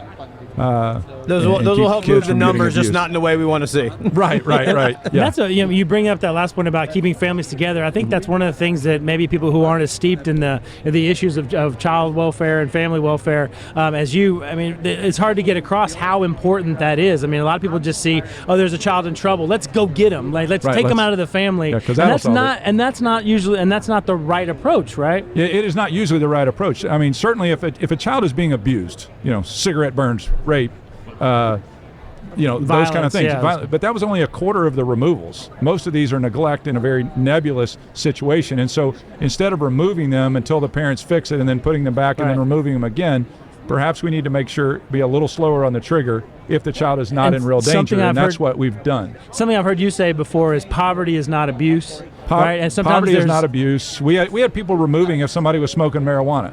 Now that's a bad idea. Don't advocate it. But smoking marijuana does not mean you should have your child removed. Right. And that happens in different places in the state. Doesn't now. And I feel Texas is a leader, particularly with your leadership, on reforms and things and moving in that direction. But how much more do you think needs to be done? And maybe you could explain, any kind of reforms that you think are on the horizon, maybe for next session, that would continue to move us in the right direction. I think a lot of it is continuing to monitor, because it's easy to do things. It's hard to sustain things. A lot of times. And so I think we need to make sure that the things that we have done are working. I will say most of the programs to actually reach into the home and try to help them without removing the child, those are still in the pilot stages, and those are things we need to do. And we need to do them in a way that's not the huge government things that are typically ineffective, but encouraging parents to take care of themselves, encouraging that culture as well. It's amazing when you look, you talked about poverty. I believe the numbers are single parents are in poverty about 30% of the time, married or at least two adult homes, it's 7%. Yet somehow we can't talk about the importance of marriage anymore, or the importance of, that's somehow me preaching. That's not preaching, that is social fact. Right. That is statistical fact that parents or kids are better with two parents in the home, period. Yep. That is not, the fact that we even debate that is political, really. Right, yeah. And speaking of kids, of course, one of the top issues that's been talked about through the political season and then going into next year, of course, is school choice. I know that's an issue that's near and dear to your heart, parent empowerment. Absolutely. How do you see the prospects for school choice legislation next year? Well, I think certainly based on the election results, I think they're much better. I think parents have spoken, and as I told somebody, I love my superintendents, but there's a lot more parents than there are superintendents. So if you're only listening to superintendents as opposed to listening to what parents want. Parents want options. And I told somebody the other day, I said, every single parent in the state wants an option for their kid if they need it. thankfully, most of those actually want every other people to have options as well, right? I'm kind of amazed. Everybody wants options for themselves. Not everybody wants options for other people. Yeah. And I think what we have is obviously the political tide, I think, has turned. I think we will get that. I think it needs to be intelligently done. Again, it's easy to write a bill to say, oh, let's have everybody have choice. But you know what? There's not necessarily seats for those people to use. So we still need to be careful how that gets implemented. Yeah. And I still believe it needs to be implemented based on lower income first, because the reality is the less income you have, the less options you have when it comes to educating your child. That's right. And so I would rather start there and make sure this is implemented well. I think there's no question we'll pass school choice. Not no question, but I think it is highly, highly likely we'll pass school choice. But we need to pass a really intelligent, well thought out, well implementable one, while we also encourage and help the traditional public schools to improve, which I think they will. I think when public schools see our students as the customers and the parents as the customers, they will improve. Absolutely. Well, and sir, the interesting thing about that is for you, and you have a very broad district, but I can consider 14 counties, 44 school districts. Yeah, it's broad. Yeah, I say a couple more between friends, and we're getting to a high number. Yeah, that's right. But let me ask you, sir. So, one of the issues one of the tropes I would say that you tend to see was that rural Republicans just wanted absolutely nothing to do with it. But you've always been very thoughtful on the issue. What kind of, and you mentioned the more parents and superintendents, that's absolutely true. But what kind of, do you notice like a bit of a sea change or a shift in the tide in the rural district when they realize that it's not necessarily just, oh, this isn't ending Friday Night Lights, it's giving you, the rural parent, more tools to educate your child in the way you see fit, however sliced? Yeah, no, I think, and I do think COVID played into it. I think parents started to understand, not really what's going on, because in most places it's great, but they started to truly understand the needs of their children better. Mm-hmm. Like they saw what they were getting educated at school. And many of them were very happy at what they were getting educated at school, but many of them were also very surprised to find out some of the things that some of these schools are teaching. But they also started to understand what their kids actually needed. And most of them wanted those kids back in the public schools, but some of them wanted options. Or they wanted public school, but they wanted to have a little bit of something different. Mm-hmm. And I just think that all of us, and I've told this to my superintendents that are typically disagreeing with me, like, everybody is better off if the parent is engaged. Mm-hmm. A school cannot move, and I've asked every principal this, and I haven't had anybody tell me more than 5%. What percentage of kids can you move significantly above where their parents are academically? Like, what percentage of kids can you actually move significantly different than can you improve? And literally, principal of the year told me less than 5%. So I'm like, so of your 550 kids, less than 25. I said, so maybe we need to focus on the parent to encourage the parent to read to their kids. Well, how do we do that? Well, I don't know, but let's ask the question. Yeah. But one of the first ways you empower parents is make them feel like they actually have a dadgum choice. Because most higher income parents feel engaged in their kids' education because they know they have a choice. If they're happy with their public school, which most of them are, but they know they have a choice to do something different if they want to. In our case, we've homeschooled a lot. We've done public school as well with our 6 boys, but we always have known that we had a choice. Why? Because I have enough money to have a choice. And it feels like at least the legislature is taking steps to move in that direction to get more parents involved. I think part of it is that, prior to last year, prior to the parent empowerment movement, really, there just wasn't a lot of opportunity, or parents didn't know how to get involved in their schools, because even when they would try to find out, there was no default position where the schools would actually engage the parents. There's no transparency. When parents had concerns about what was going on in the classrooms, they were treated poorly, or they were just kind of moved through the bureaucracy. If schools know that parents have options, there will be transparency. You don't have to mandate transparency. If a parent is a customer that can leave, there will be transparency. Right. You don't have to have a law. In fact, you were talking about rural. I think one of the things that has been frustrating, I think a lot of rural school districts have made basically put the false claim out there that if you're for choice, you are against the school. And that is simply not the case. And I do have a number of them that are starting to change that tune. But I had one school district say to me, so what you're saying is we just need to do a better job and the parent will choose us.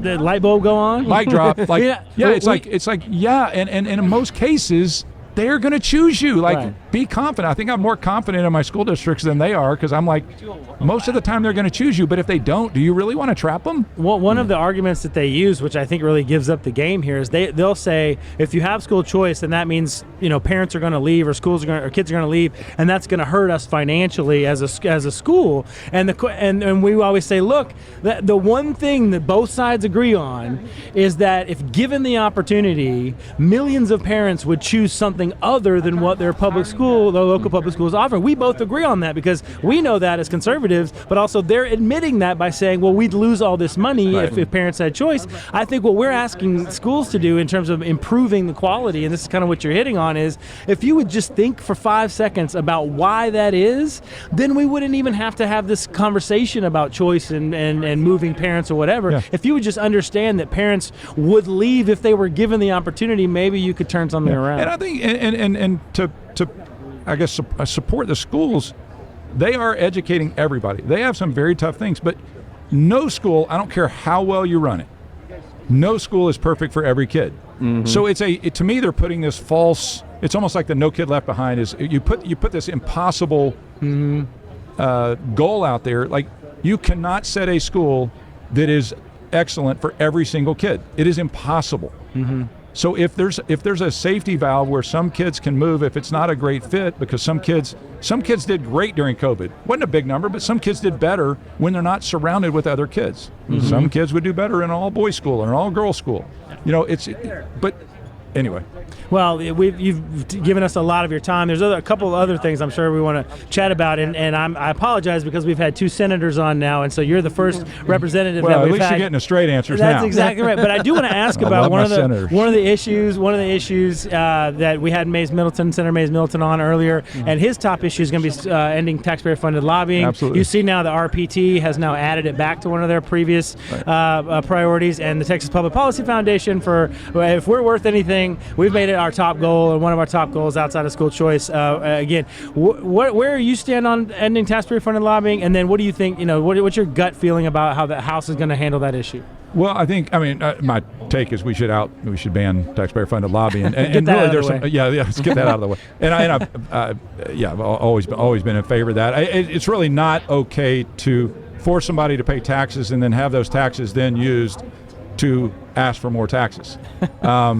It's just not, and yet at the same time, the big pushbacks against the counties and that kind of stuff. Look, we need to have counties be able to communicate with their elected officials. There are ways, but all of those issues actually have been worked out in most of the details of the bills. Is there a epidemic of representatives not answering the phone when your county commissioner calls? Yeah, county judges or county judges, mayors. Yeah, that is. Well, I guarantee your 41 superintendents have your number, sir. I guarantee you they do have the cell number, but yeah. So I think that will happen. I would say school choice is probably in the 95. I'm just guessing.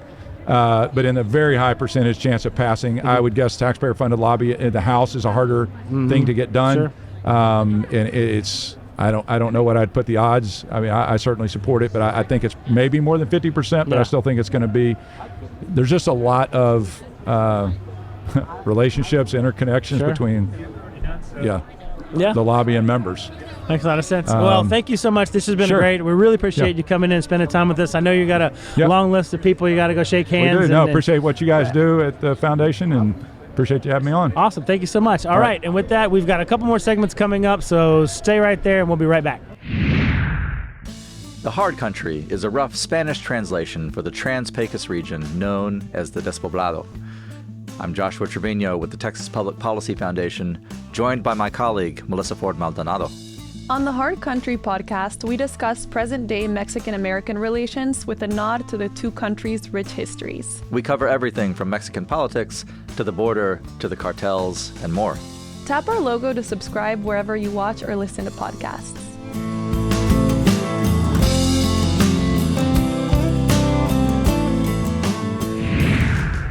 Hello and welcome back to The Right Idea, where of course we are still here taping at the state convention for the RPT, and it has finally happened. We have finally tracked down Brad Johnson, or he has tracked us down, or we've gotten our schedules a reasonable together. body double. And we will find out if you are the true and real Brad Johnson. Yeah. In Third this time is interview. apparently the charm, although I probably just spoke too soon. I'm going to get the hook again. Oh, I'm sorry. Bring somebody. I'm sorry. We have a new representative.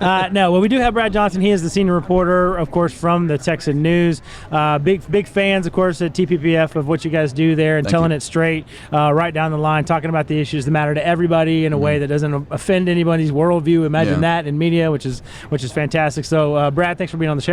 Happy to be here. Thanks for having me, guys. Third appearance, I think, now. So this is getting to be a regular You thing. didn't realize Jefferson could have edited that so nobody would have known. Oh, wow. Well, welcome to the show, then. For the first time, no follow-up questions. So let's just jump into the politics stuff, because that's the fun part. I mean, we've had members on talking about their policies and and the legislative policy stuff. But just getting a sense. I mean, everybody's here very excited about the election year. The Republican Party's this close to getting to the unity part where they get past the runoffs and are supposed to coalesce. Maybe bold claim there. We'll see if that happens. We'll see. But and then get all unified behind their various candidates and all of that. Are you getting a sense that people are excited and people are ready to go for, do they think that there's a good shot at, Trump winning the presidency overall, or them doing well with various candidates here in Texas? Yeah, I mean, he's going to win Texas. It's just going to happen. Well, even just, is there any issue with the House going one way or any general elections that kind of pop up? I think Republicans are pretty bullish on keeping the House and potentially flipping the Senate. Ideally, that's what they want to do, right?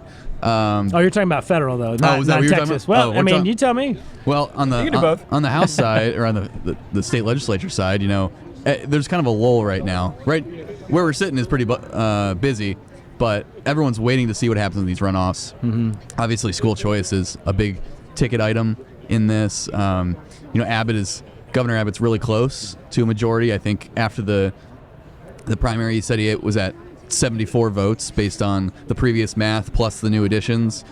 I don't know how that's going to meter out based on what actual plan they go with, but I think he feels pretty good about it. Yeah. And school choice definitely has a lot better shot than it did back in November when it failed.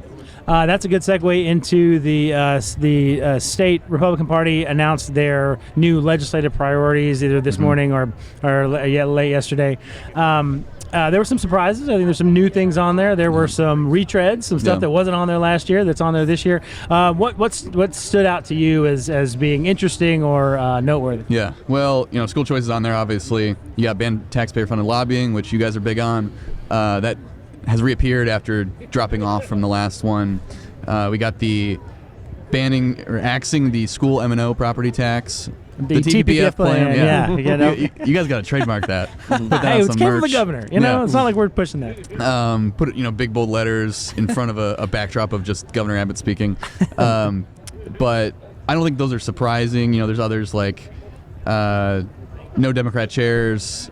That's not really a policy, but they're closer on that than they ever have been. Depending on who you talk to, that's probably going to happen. Or at least there will be a vote on that, I think. And then you got let Texas run Texas. That's very vague. We went over that this morning, and Derek kind of helped us unpack there. Well, I can tell you about what I understand in there. And like I said, it's basically a hodgepodge of 10th Amendment assertionism one way or another. I mean, you obviously some items of like non-commandeering, making sure the federal government can't task our employees or our citizens with doing their job for them, or in some cases, much like we've seen done on the firearms side, not seeing any particular, inducement to that end as well. Because, we established in case law long ago in the Prince case, that essentially the federal government can't go, okay, local police officer, do this or enforce this. But now they can go, okay, we can't tell you, but maybe you'd like to do this or enforce this. I'm rubbing my finger. This is a bad pod. I'm rubbing my fingers together to indicate money. So okay, but it's kind of got a 10th Amendment vibe where it's like, if we aren't explicitly talking about this particular issue, we reserve the right to decide for ourselves how we want to handle this kind of issue. Well, famously, that strategy was how Reagan got the drinking age increased to 21, right? With the highway funds. Yeah, highway funds. Yeah. No, Hey, it's effective. It works. Yeah.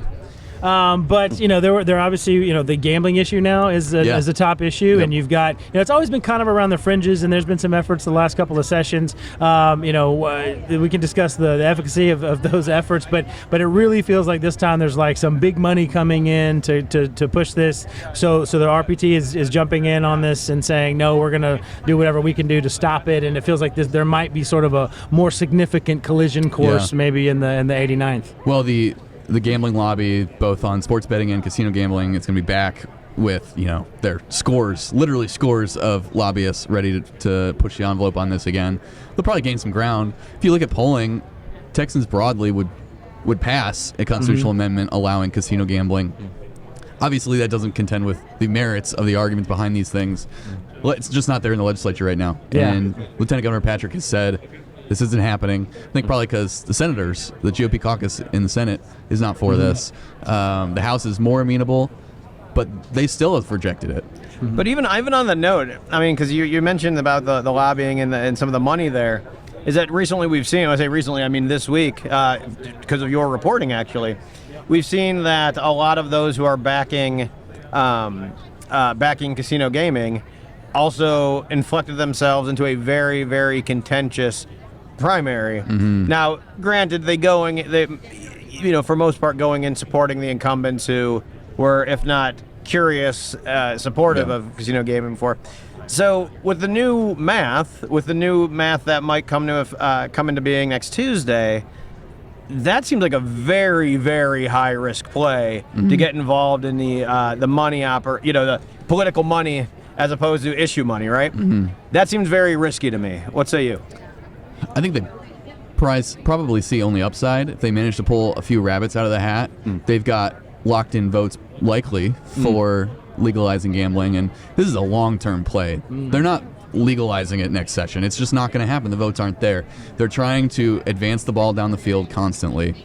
You mentioned the money in play there. The new group, Texas Defense PAC, came in. I think the most interesting part of this is they came in, Miriam Adelson, Texas Sands, put $9 million into this PAC to defend mainly incumbents. But the interesting part is they're basically replacing the Charles Butt Public Education PAC, which has pulled out of everything. They spent $4 million in the primary, and now they only have given, in the last reports, $56,000. Wow. So that was the two candidates, I think Justin Holland and John Kemple. But their issue was mainly stopping school choice, right? Right. Different issue set. Sure. But in terms of what money is helping, support incumbents, they have taken the place. Okay. They see a vacuum because there's a rift between the Butt Public Education PAC and some of these incumbents. Whoever's behind the scenes working things, the operatives. Yeah. Something happened. And this is the opportunity that Adelson sees to try and get some votes, essentially. But that's coming from somebody, and I don't want to violate any confidences or biases, but you're a huge fantasy football or fantasy sports player. Does that color your coverage of the gambling and the betting? I don't know. I kind of view that in a different light than just the standard sports betting. I don't really do that.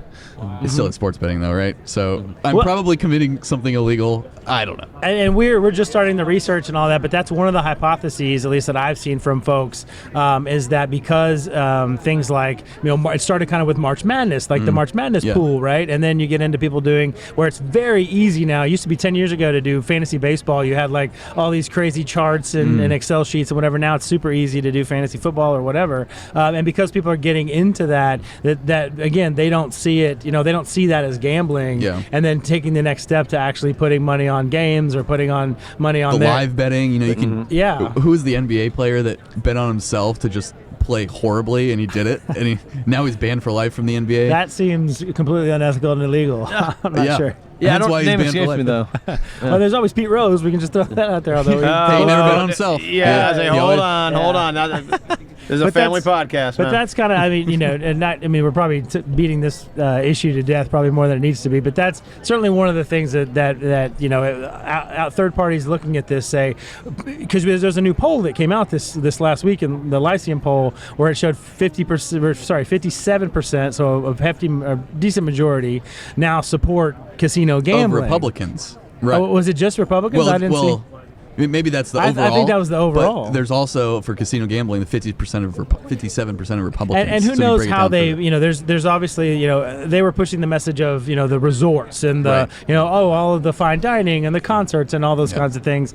So if you're adding all of that into it, maybe that's how they're getting to 57%. We don't know, but we certainly know that even if it's a minority, we know there's a very strong opposition, and certainly by adding it to the number, the top priority plank here for the state party, they're still signaling that it's a long way to go for casino games. I think it's safe to say that the legislature's view of it differs greatly from the broader public, and the opposition is outsized proportional to the general public. But yeah, Republicans generally are at least skeptical of this. Most of them.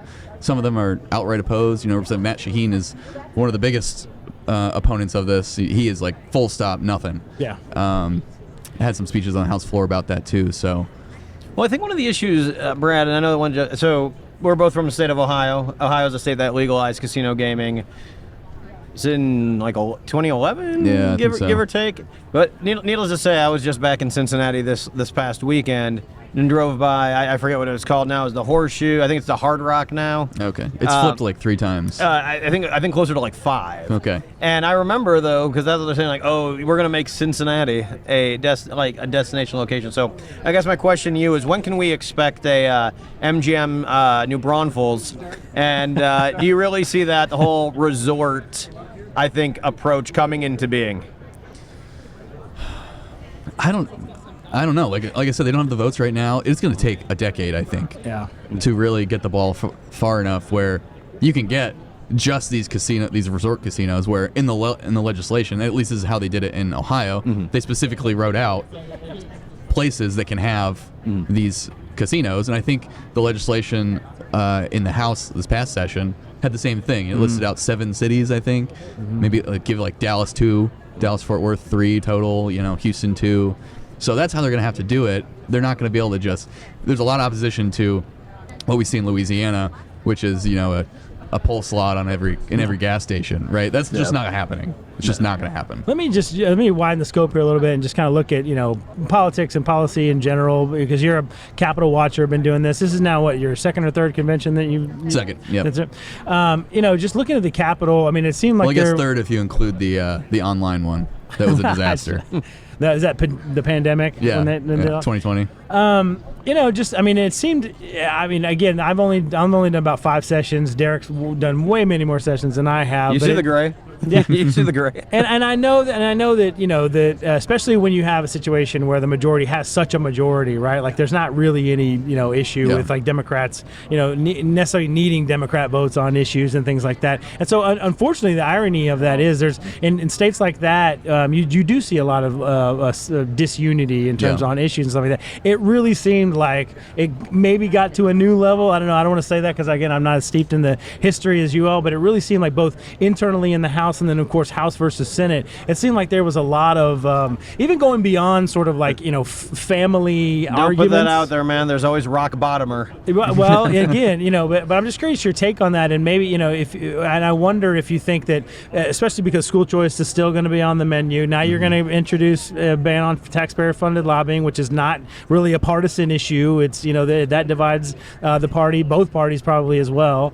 I don't want to say could it get worse, but I'm just curious if you think that maybe it just is going to be more of the same, but then we're using different issues, or if you actually think that there's a rock bottom here in terms of the relationships between House and Senate and so forth. Well, it can always get worse. I think there's a very real scenario where Speaker Phelan wins on Tuesday, maintains his majority as Speaker. Everyone keeps talking about how Phelan is dead, both electorally and numbers-wise in the House. It's just not true. Now, he may not win.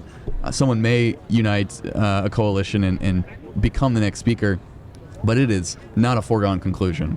If that happens, you're going to see absolutely nothing happen during the 2023 session, he and Dan Patrick are going to throw even more bombs across each other's bows. You said 2023. You mean the next 2025? What is right? that? Yeah. Thank you. I mean, but even then, but again, part of the context is even in that environment, we still got historic property tax done. Very close on the closest we've ever gotten to getting school choice done. Gender mod, was actually almost a unifying thing for the Republicans in the House. So there was still a lot of really good legislation that came out of that. So, but you're saying that it could get worse and then nothing gets done? Yeah, I mean, it depends on what tact they take. Like if Phelan wants to reassert the influence of the House just generally, kill the budget. I mean, that probably will not happen, but it could, right? I mean, when tensions are this high, when the lieutenant governor and the governor have jumped into these House races and pissed off a lot of people beyond repair, you might see the guys that know this is their last session just kind of light the bridge on fire on the way out. Now we are Other still. than that, Miss Lincoln, how was the play? I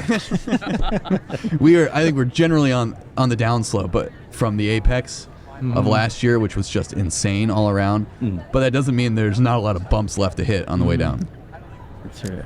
Are they going to take a breath and maybe things will get better, Derek? Yeah. Sadly, as much as I'd like to throw Brad's analysis under the bus, it's I think he arrives at it after a very reasoned and considered approach. Now, I will say I'm probably more optimistic in the overall read, or at least I see a broader path out of the darkened forest, I should say. It exists. It exists. Yeah, absolutely. But I think one thing I think that would be unifying, and again, I think that if there is a change in that first box that gets voted, I think that'll either have unifying or enervating down ticket effects, we'll just say.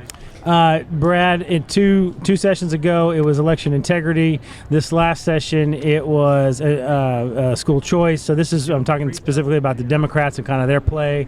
What do you think is it going to be border security? Is it going to be something else that's not on the radar right now? They always make some kind of play on some issue that they think, if they leave the chamber, or if they, some issue that they go to the mat on, for whatever reason, I guess it makes them feel like they're, have a voice or something. But is there one issue like that you think will come up next year that the Democrats will really get hot on? I think border security is a pretty good candidate for that. We saw tensions really rise in the House, especially on a deadline night over SB 4. Republicans aren't done on that issue. They're going to do something. Maybe it's something like the Border Protection Unit that got stripped and kind of put back in the House bill and eventually wasn't created. I think they're going to make another go at that. Democrats will definitely oppose that. I was talking to Senator Middleton earlier, and he's really optimistic about banning taxpayer-funded lobbying. That's a lift. Yeah. But I think the Senate will do a great job on that. Yeah. They'll pass it over, and then we'll wait and see. But with the sea change, I think it kind of does in the House does dovetail along with school choice pretty uniformly. I'm sure there's some exceptions, but you'll have more votes for that. I could see something that Democrats really go to the mat on, because we saw the Death Star bill pass, right? This is another kind of bill that they'll see as stripping away local control, as they'll market it, right? I think that's a candidate, and then depends on how unified the Republican coalition is on it. All right, well, prediction time, because we're coming to the close. Thank you so much. We finally got through the interview with Brad. We're excited to be able to do that with no interruptions. But yeah, exactly. We're not quite over yet. But I do like to pose at least some bit of predictions at the end. I mean, watching this again, there's going to be multiple political lifetimes between now and the election. Things could go very. We've got the various conventions are coming up, and so those will all have America's eyes on them, and so things could move one way or the other based on whatever happens at those events. But best guess right now, how do you think it all shakes out in 2024? Well, it always helps to have an unpopular opposite party member in the White House. And I think Trump is probably running on the front foot right now, and that will have down ballot effects. Probably not carries Cruz, but makes the margin for Cruz wider than it would have been. Colin Allred, though, is no slouch, and the Cruz team is not taking that for granted at all. But it's just not a 2018 environment right now. Yeah. And inflation is, I don't know if you mentioned that on this segment or we did on a previous one that got cut, but we're going to release it as a special, special bloopers. That's still a very real thing, and that's hitting people's pocketbooks. And then the biggest one, in my opinion, every poll you see, the top issues for people, and maybe this is just Texas, but border. And the Republicans are owning that issue right now. Yeah. Democrats don't really have an answer. Unless they come up with one, I don't see this counterinsurgence on abortion really counteracting that. I just don't. And then I just got to ask one last question, because obviously, you graced us with your time thrice. And, we're sitting here, obviously the hub of conservative politics in the state of Texas, a conservative state. You're one of the most, I'd say, well-studied students of the political scene here. And so I'd be remiss not to ask the question, what do you think Michigan's odds of repeating are next year, given that Jim Harbaugh went to the Rams and a lot of the players went to the NFL? The national title or beating Ohio State again? Beating Ohio State's taken for granted now. Wait, are y'all forgetting? You're not even going to get past the Longhorns this year. I mean, come on, I'm sitting right here. Hey, it's a 12-team playoff. Oh, that's You can still lose a game now. Okay, that's fine. that's right. All right. I am not optimistic about that one. That's not. No, I was going to say, Sharon Moore out already. Wow. Yeah. You heard it here first. The Texan is calling for his removal. Okay. Send it to print. Well, I'm going to get a call awesome. from my dad now. Well, Brad, you won't be a stranger to TPPF or to this show. It's thank you for coming over and spending some time with us and talking about this year and into next legislative session. Really appreciate you being on the show. Always a pleasure, guys. Thanks for having me. All right, still more to come. We'll be right back. Welcome to the Sweet Tea Series, a talk show style podcast. I'm Taylor Dawson, joined by Ariana Silva. We are the creatives here at the Texas Public Policy Foundation. Our guests are everyday women who decided they wanted to be the change they wanted to see, and they're now leaders in our community. We'll talk all things policy, pop culture, and more through a conservative lens. And we hope you feel ignited by their stories to step outside of your comfort zone too. So if you love girl talk or you're just curious about the world of policy, subscribe to the Sweet Tea Series wherever you listen to podcasts. Welcome back to The Right Idea, and of course we're here at the state convention, the Republican state convention in San Antonio, and we have been blessed with the presence of our neighbor to the left, or well, actually, no, I you shouldn't can't say that here. Yeah, so I'm going to turn this way so that she's my neighbor to the right. But the Young Republican Federation is in the booth next to us, and of course we've been recording here all day, and we thought it would be exciting to have somebody who's not an old man on the show to mix it up a little bit. So we have Hannah Beth Jones, who is the club development director for the Young Republican Federation. Boom. Got it all in there. I guess I own $5 now. You got the first take. Thank you for coming over, for swinging by. We'd love to talk to you and get into what you guys are doing. But first, please explain to our audience exactly what the Club Development Director does. Yeah, well, thank you so much for having me. Yeah, so basically my job is to find people that want to start new clubs and then strengthen the clubs we do have. So we've got clubs from Amarillo all the way down to Hidalgo County and kind of everywhere east to west in between. And so starting new ones, right, because I'd love to have 254 counties full of young Republican clubs. And then the ones that we do have make them even better and more effective than they are right now. So I do trainings across the state and finding new clubs to get started. So does that include recruitment to the clubs? And then once you recruit people in the clubs, training them on what kind of activities? Yes, yes, recruitment absolutely is an aspect. So obviously we find the initial, we start with 10 people in a county or in a geographic region. Some of our East Texas YRs are a few counties because obviously it's a little more rural. And so we recruit the members and help them with that first initial 10, and then obviously help them give them strategies and tactics to grow their clubs in their areas and what works best for the kind of type of area that they live in. And then training them on club management, and then obviously we'll bring in different speakers that'll train them on things like lobbying if that's something they're really interested in. On policy, we've partnered with TPPF on stuff before to teach our members how to do stuff that they want to do, right? Whether it's more policy-based or more activism-based or, grassroots door-to-door work, whatever it is that they want to do, we'll help kind of facilitate relationships with organizations that can help them grow in the ways that they want to. And what's the pitch? Because there are, there's groups for young people, there's political groups, there's non-political groups, there's like networking, there's professional groups,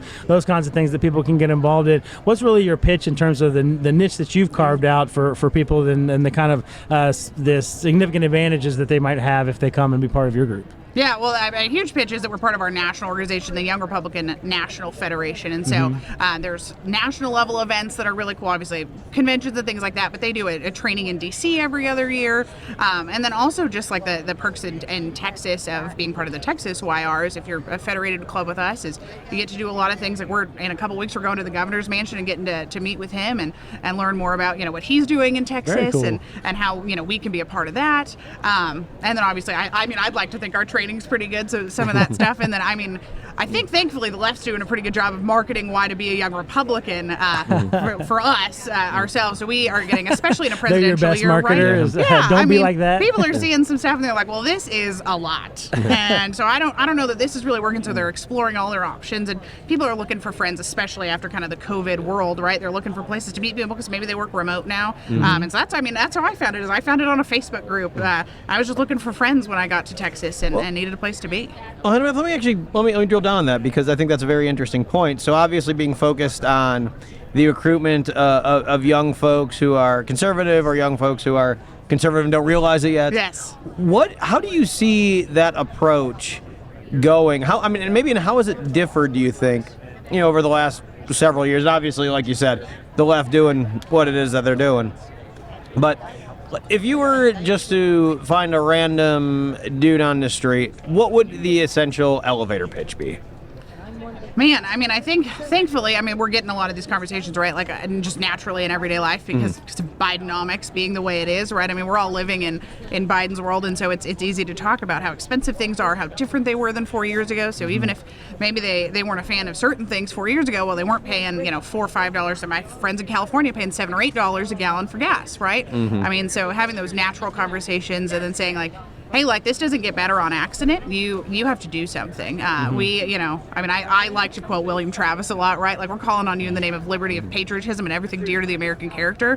Like, that still stands today as much as it did at the Alamo. And this is, and I don't want to I don't want to miss this point. You just told us you're not from Texas. Yes, sir. And you just quoted William Travis like you were a fifth generation Texan. So where are you from, and how quickly did you get to Texas? Yes, sir. So I am part of the nearly 600,000 people that moved to Texas in 2020 from California. Oh, wow. And so so moved here from You seem like one of the good ones, though. Yes, yeah. I like to be. Obviously, a lot of people are talking about don't California my Texas, which I absolutely agree with. I moved to Texas to be a Texan. And so it's the greatest compliment of my life when someone mistakes me for a natural-born Texan. Yeah, perhaps California's most famous Texan is our own Chuck DeVore at TPPF, and he talks about this a lot, that this sentiment, don't California my Texas, this sort of attitude, like we don't want, those folks coming over here. He's actually looked into it and through survey research and polling and all of that, and it's not true. It's the people like yourself who are tired of that way coming here, and there may be some things, maybe the suburbs are a little crunchier than they used to be, and Republicans don't control Hays County anymore, or, those kinds of things. But for the most part, you get the Joe Rogan or the Elon Musk or whoever who comes over here and goes, man, this is amazing. You can do what you want, and you can do, you can have these freedoms on your own property, and you have real individual rights, and it's just something they come over here and go, man, that's really amazing that we get to do that here, and you're having that experience as well. Oh, absolutely. I joke that my whole first year here was being like, oh my gosh, that's illegal. They just let you do that here. Well, even if it's in a gray area, we usually let it slide. Yeah, it's like, well, yeah, they're not policing you to death, quite literally. In fairness, though, I've walked through Times Square before and been like, that's legal? They let you do that? It's just a different context. Derek, were you ever involved in any young Republican or conservative groups whenever you were in college and coming up? No. So obviously going up through academia, and then I had a misbegotten libertarian phase, but unfortunately, but I've recovered since. At Texas, a Fetterman-like bounce back, we'll say, but yeah, at Texas, I mean, it wasn't very organized. I mean, I think they're doing better these days. The college Republicans or young conservatives or whatever it was. But I mean, when I was there, wasn't much of a force, and it almost was kind of like you kind of outed yourself a little bit, just on a sort of leftist campus like that. And did you experience that in college? I'm not sure where you are. So I actually didn't go to college. Okay. I didn't know what I wanted to do. So you avoided do. that experience altogether? I sure did. And I still lived in California Smarter at the than time. both of us. Then. Yeah, absolutely. I didn't know what I wanted to do, so I did a couple semesters of a Bible college, but I didn't do that. But I have so many friends through the Texas Young Republicans that did CRs and YCT in through college, and they said that they were personally very effective. And I mean, obviously that's why they've moved on. But a lot of their friends have just kind of dropped off because it was more of a social thing. And I mean, there is obviously a space for that, and obviously that's a need because people need to know that being conservative is okay. You're not an actually crazy person if you're a conservative in college, but I mean, people want to do stuff, and so giving them an outlet to do that, I think, like CRs, YCT, and then once they graduate, moving into something like the Young Republicans is kind of a great place to land. So what are the issues then for your generation? I mean, I hate when people interview young people and they're always just like, tell me about education. Education. But you actually mentioned, which I think is sort of good and bad. I mean, you mentioned inflation. I mean, I wasn't worried about inflation when I was in college or getting, I was worried about getting a job. I was worried about making enough money, maybe even buying a house or something. But that, it's kind of sad that you're having the thing that you just talked about was not education or finding a job. It was inflation. But what are on the minds of young people? What are the issues that they're most interested in? And is there any kind of reforms or legislation maybe that you in particular are interested in seeing going forth? Yeah, a topic I hear all the time from young Republicans is kind of the cost of living, very, very much economy-centered topics, right? Like, you can't afford to buy a house for most people unless you move very far out, and then you have to make other sacrifices in that, and things like obviously just your grocery bill, your gas bill, any of those things are so high, and so a lot of reform around like over legislating things, so it's taking you so long to get through the permit process of anything, right? So it's like adding so much to cost to a house that it like doesn't have to be there if we weren't just overly legislated, and so kind of deregulating things, and then honestly school choice is a huge thing. I mean, everyone is talking about it as a hot topic, but right, I mean, young Republicans were 18 to 40, and so a lot of people, it's when they're starting to have their family and their kids start going to school, and they're saying like, oh, like this is a lot, and maybe I don't like my local public school, or maybe you do and you're lucky, but you're like, okay, well, my sister lives in a town over and it's nuts over there and they can't do anything about it. It's their only option. And so very passionate about the school choice and just better education overall, right? I mean, because an educated public is good for everybody. And then getting into politics a little bit, sort of. I mean, obviously, you guys you're the young Republicans, so we kind of know. I'm pretty sure they're a formal auxiliary. We're, we've been kind of joking about it on the show today. Where we're this close to getting to the unity part, with the Republicans, and we're right almost past the runoffs and all that. When I guess the Republicans can coalesce around their various candidates and all that. I'm sure you're ready for that day, and get all the infighting done with. But how do you feel? I mean, how do you feel it's going in terms of let's say starting Wednesday of next week? It's going to be, you're going to feel like, several lifetimes between now and the election. Yes. But how's your gut feeling in terms of what's going to happen here in Texas, but then also nationally?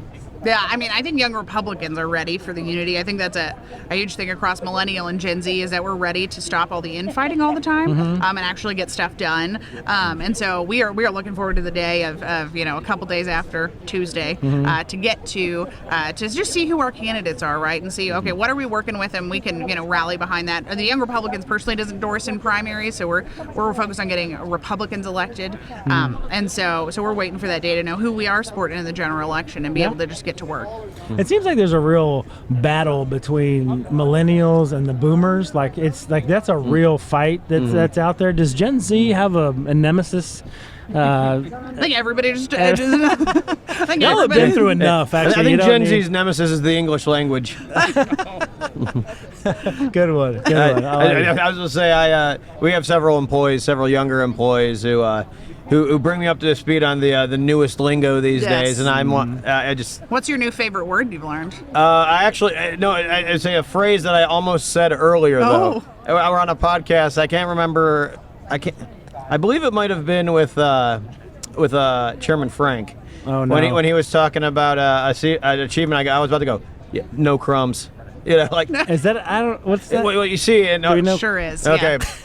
Yeah. This is gonna be really bad. I'm just gonna tell everybody right now that when old dudes try to talk about the new lingo, it's not even funny. It's just awful. I can start wearing different socks, guys. So I'm right on the cusp. I'm the last year of millennial. But yeah, so I'm right on the cusp. I feel more Gen Z because I was the oldest of my sibling set. But I mean, yeah, you can't wear ankle socks anymore.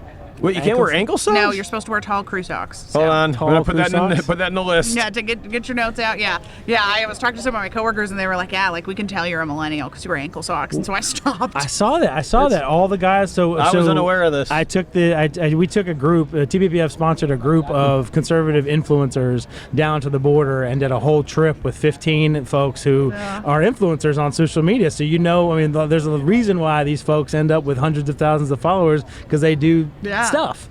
And so we took them down there because a lot of them hadn't been to the border, and we're obviously it's the number one issue in the country right now, so a lot of them wanted to see it for themselves. But this was the thing, the dress was, and the dress, it was kind of funny because of the socks.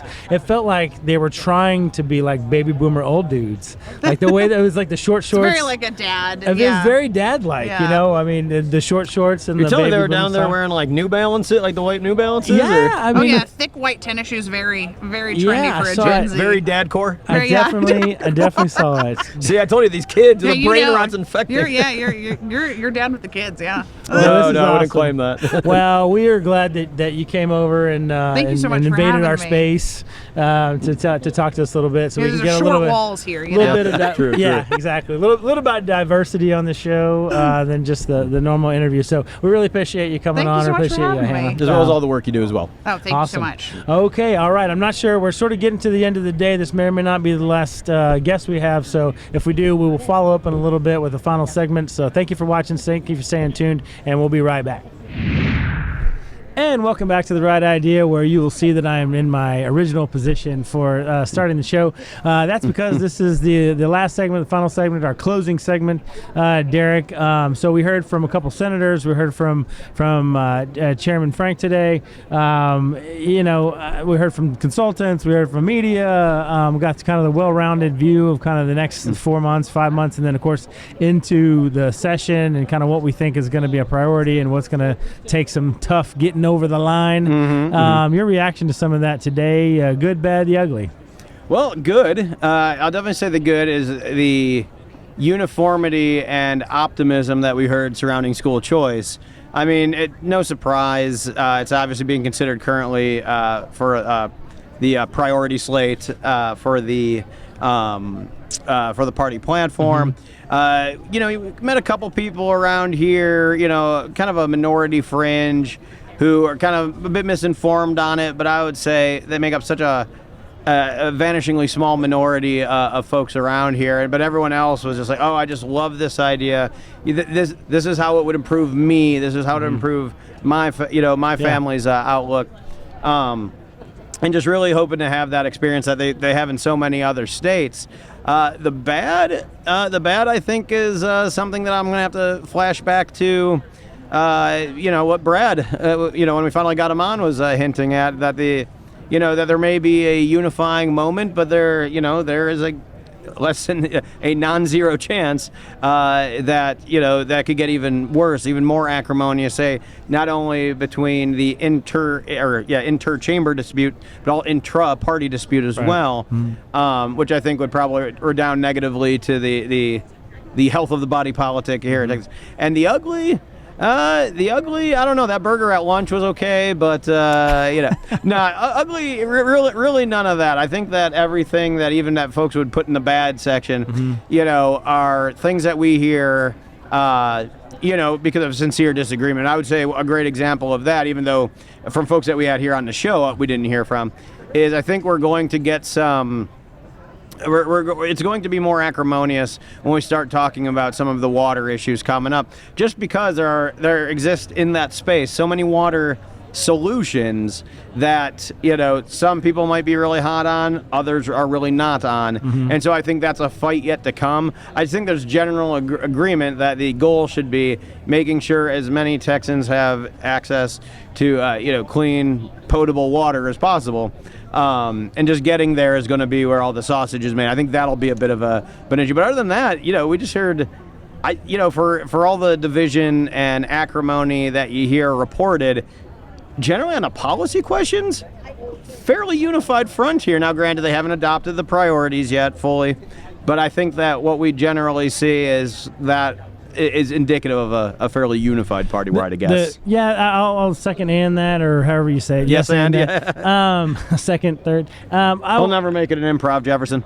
I'll never be an academic. No one ever accused you of that. So for me, the good, I will say that there was a lot of substantive policy discussion in that, it doesn't seem like people are going to be reaching for issues, or it doesn't seem like people are going to be unprepared. I mean, we're already having very substantive interim hearings. We didn't even talk about DEI today at all, which is probably violating our contract. But there's been interim hearings on DEI. There's been very substantive hearings on that squatters issue. They'll continue to have some throughout the interim, and I think that's really good that they're going to be really prepared on in terms of what the real issues are within those topics, and then having a real strong foot forward on the reforms that are going to address those topics. Absolutely. So I think that's really good that we're going to have a real substantive session next year. The bad, and this isn't really bad, I just think it's a red flag for us that there are a lot of groups and those of us kind of inside the bubble or inside the half mile around the Capitol that taxpayer-funded lobbying or banning taxpayer-funded lobbying. It is such an essential, fundamental issue that connects to all other issues, but it just doesn't seem like quite yet, and maybe this is just the comms guy talking, but it doesn't seem that quite yet that it's connected to for the broader public and why this is such an urgent issue. And you heard Senator Middleton talk today about the $80 million that it costs us. Well, $80 million in a budget that's $240 billion. It's like is that a real issue? Well, it really is. It is connected to all of that. And so I think especially in the communication side of things, there's going to be a lot of work that needs to be done in terms of connecting that one issue. Or making people understand the importance of that particular issue. And then ugly, we didn't really get into it a lot, but it did feel like, and for better or for worse, maybe this is just sort of the growing pains maybe that the party has to go through, or that those on the right have to kind of go through to get some of these issues done. But it did feel, obviously it was more acrimony during the political season than I think is normal. And you heard, from Hannah kind of at the end that we're really looking forward to all joining hands and being, part of the team on Wednesday after we can all move forward together as a party. And so, not that, that's any business of ours at TPPF, but I think you got that sense from people who are knee deep in what has been going on the last 6 to 8 months in that regard. It's a lot to her point, I will say, and that obviously, we're nonpartisan, but I will say that, if your interest is in sound policy, it's a lot easier to sail a ship on calm waters than it is on rocky seas. Absolutely. All right. Well, that's probably a really good way to kind of close out here. So anyway, this is kind of a different thing for us. So we hope that everybody enjoyed it. We love doing remotes. We've done it at TPS and on various spots before. I know Jefferson maybe doesn't love the remotes as much as we do, but he's done an incredible job. So of course, thank you to him. And then behind the scenes, there were several folks that were instrumental in getting us the guests today.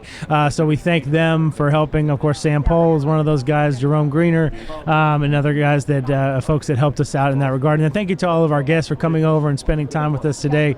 That's a big part of what we're trying to bring to our audiences is hearing from those voices that are going to be in the arena between now and the election, and then certainly next year. So thank you all for listening. Thank you all for watching. And as always, do good and risk the consequences. We'll see you next time.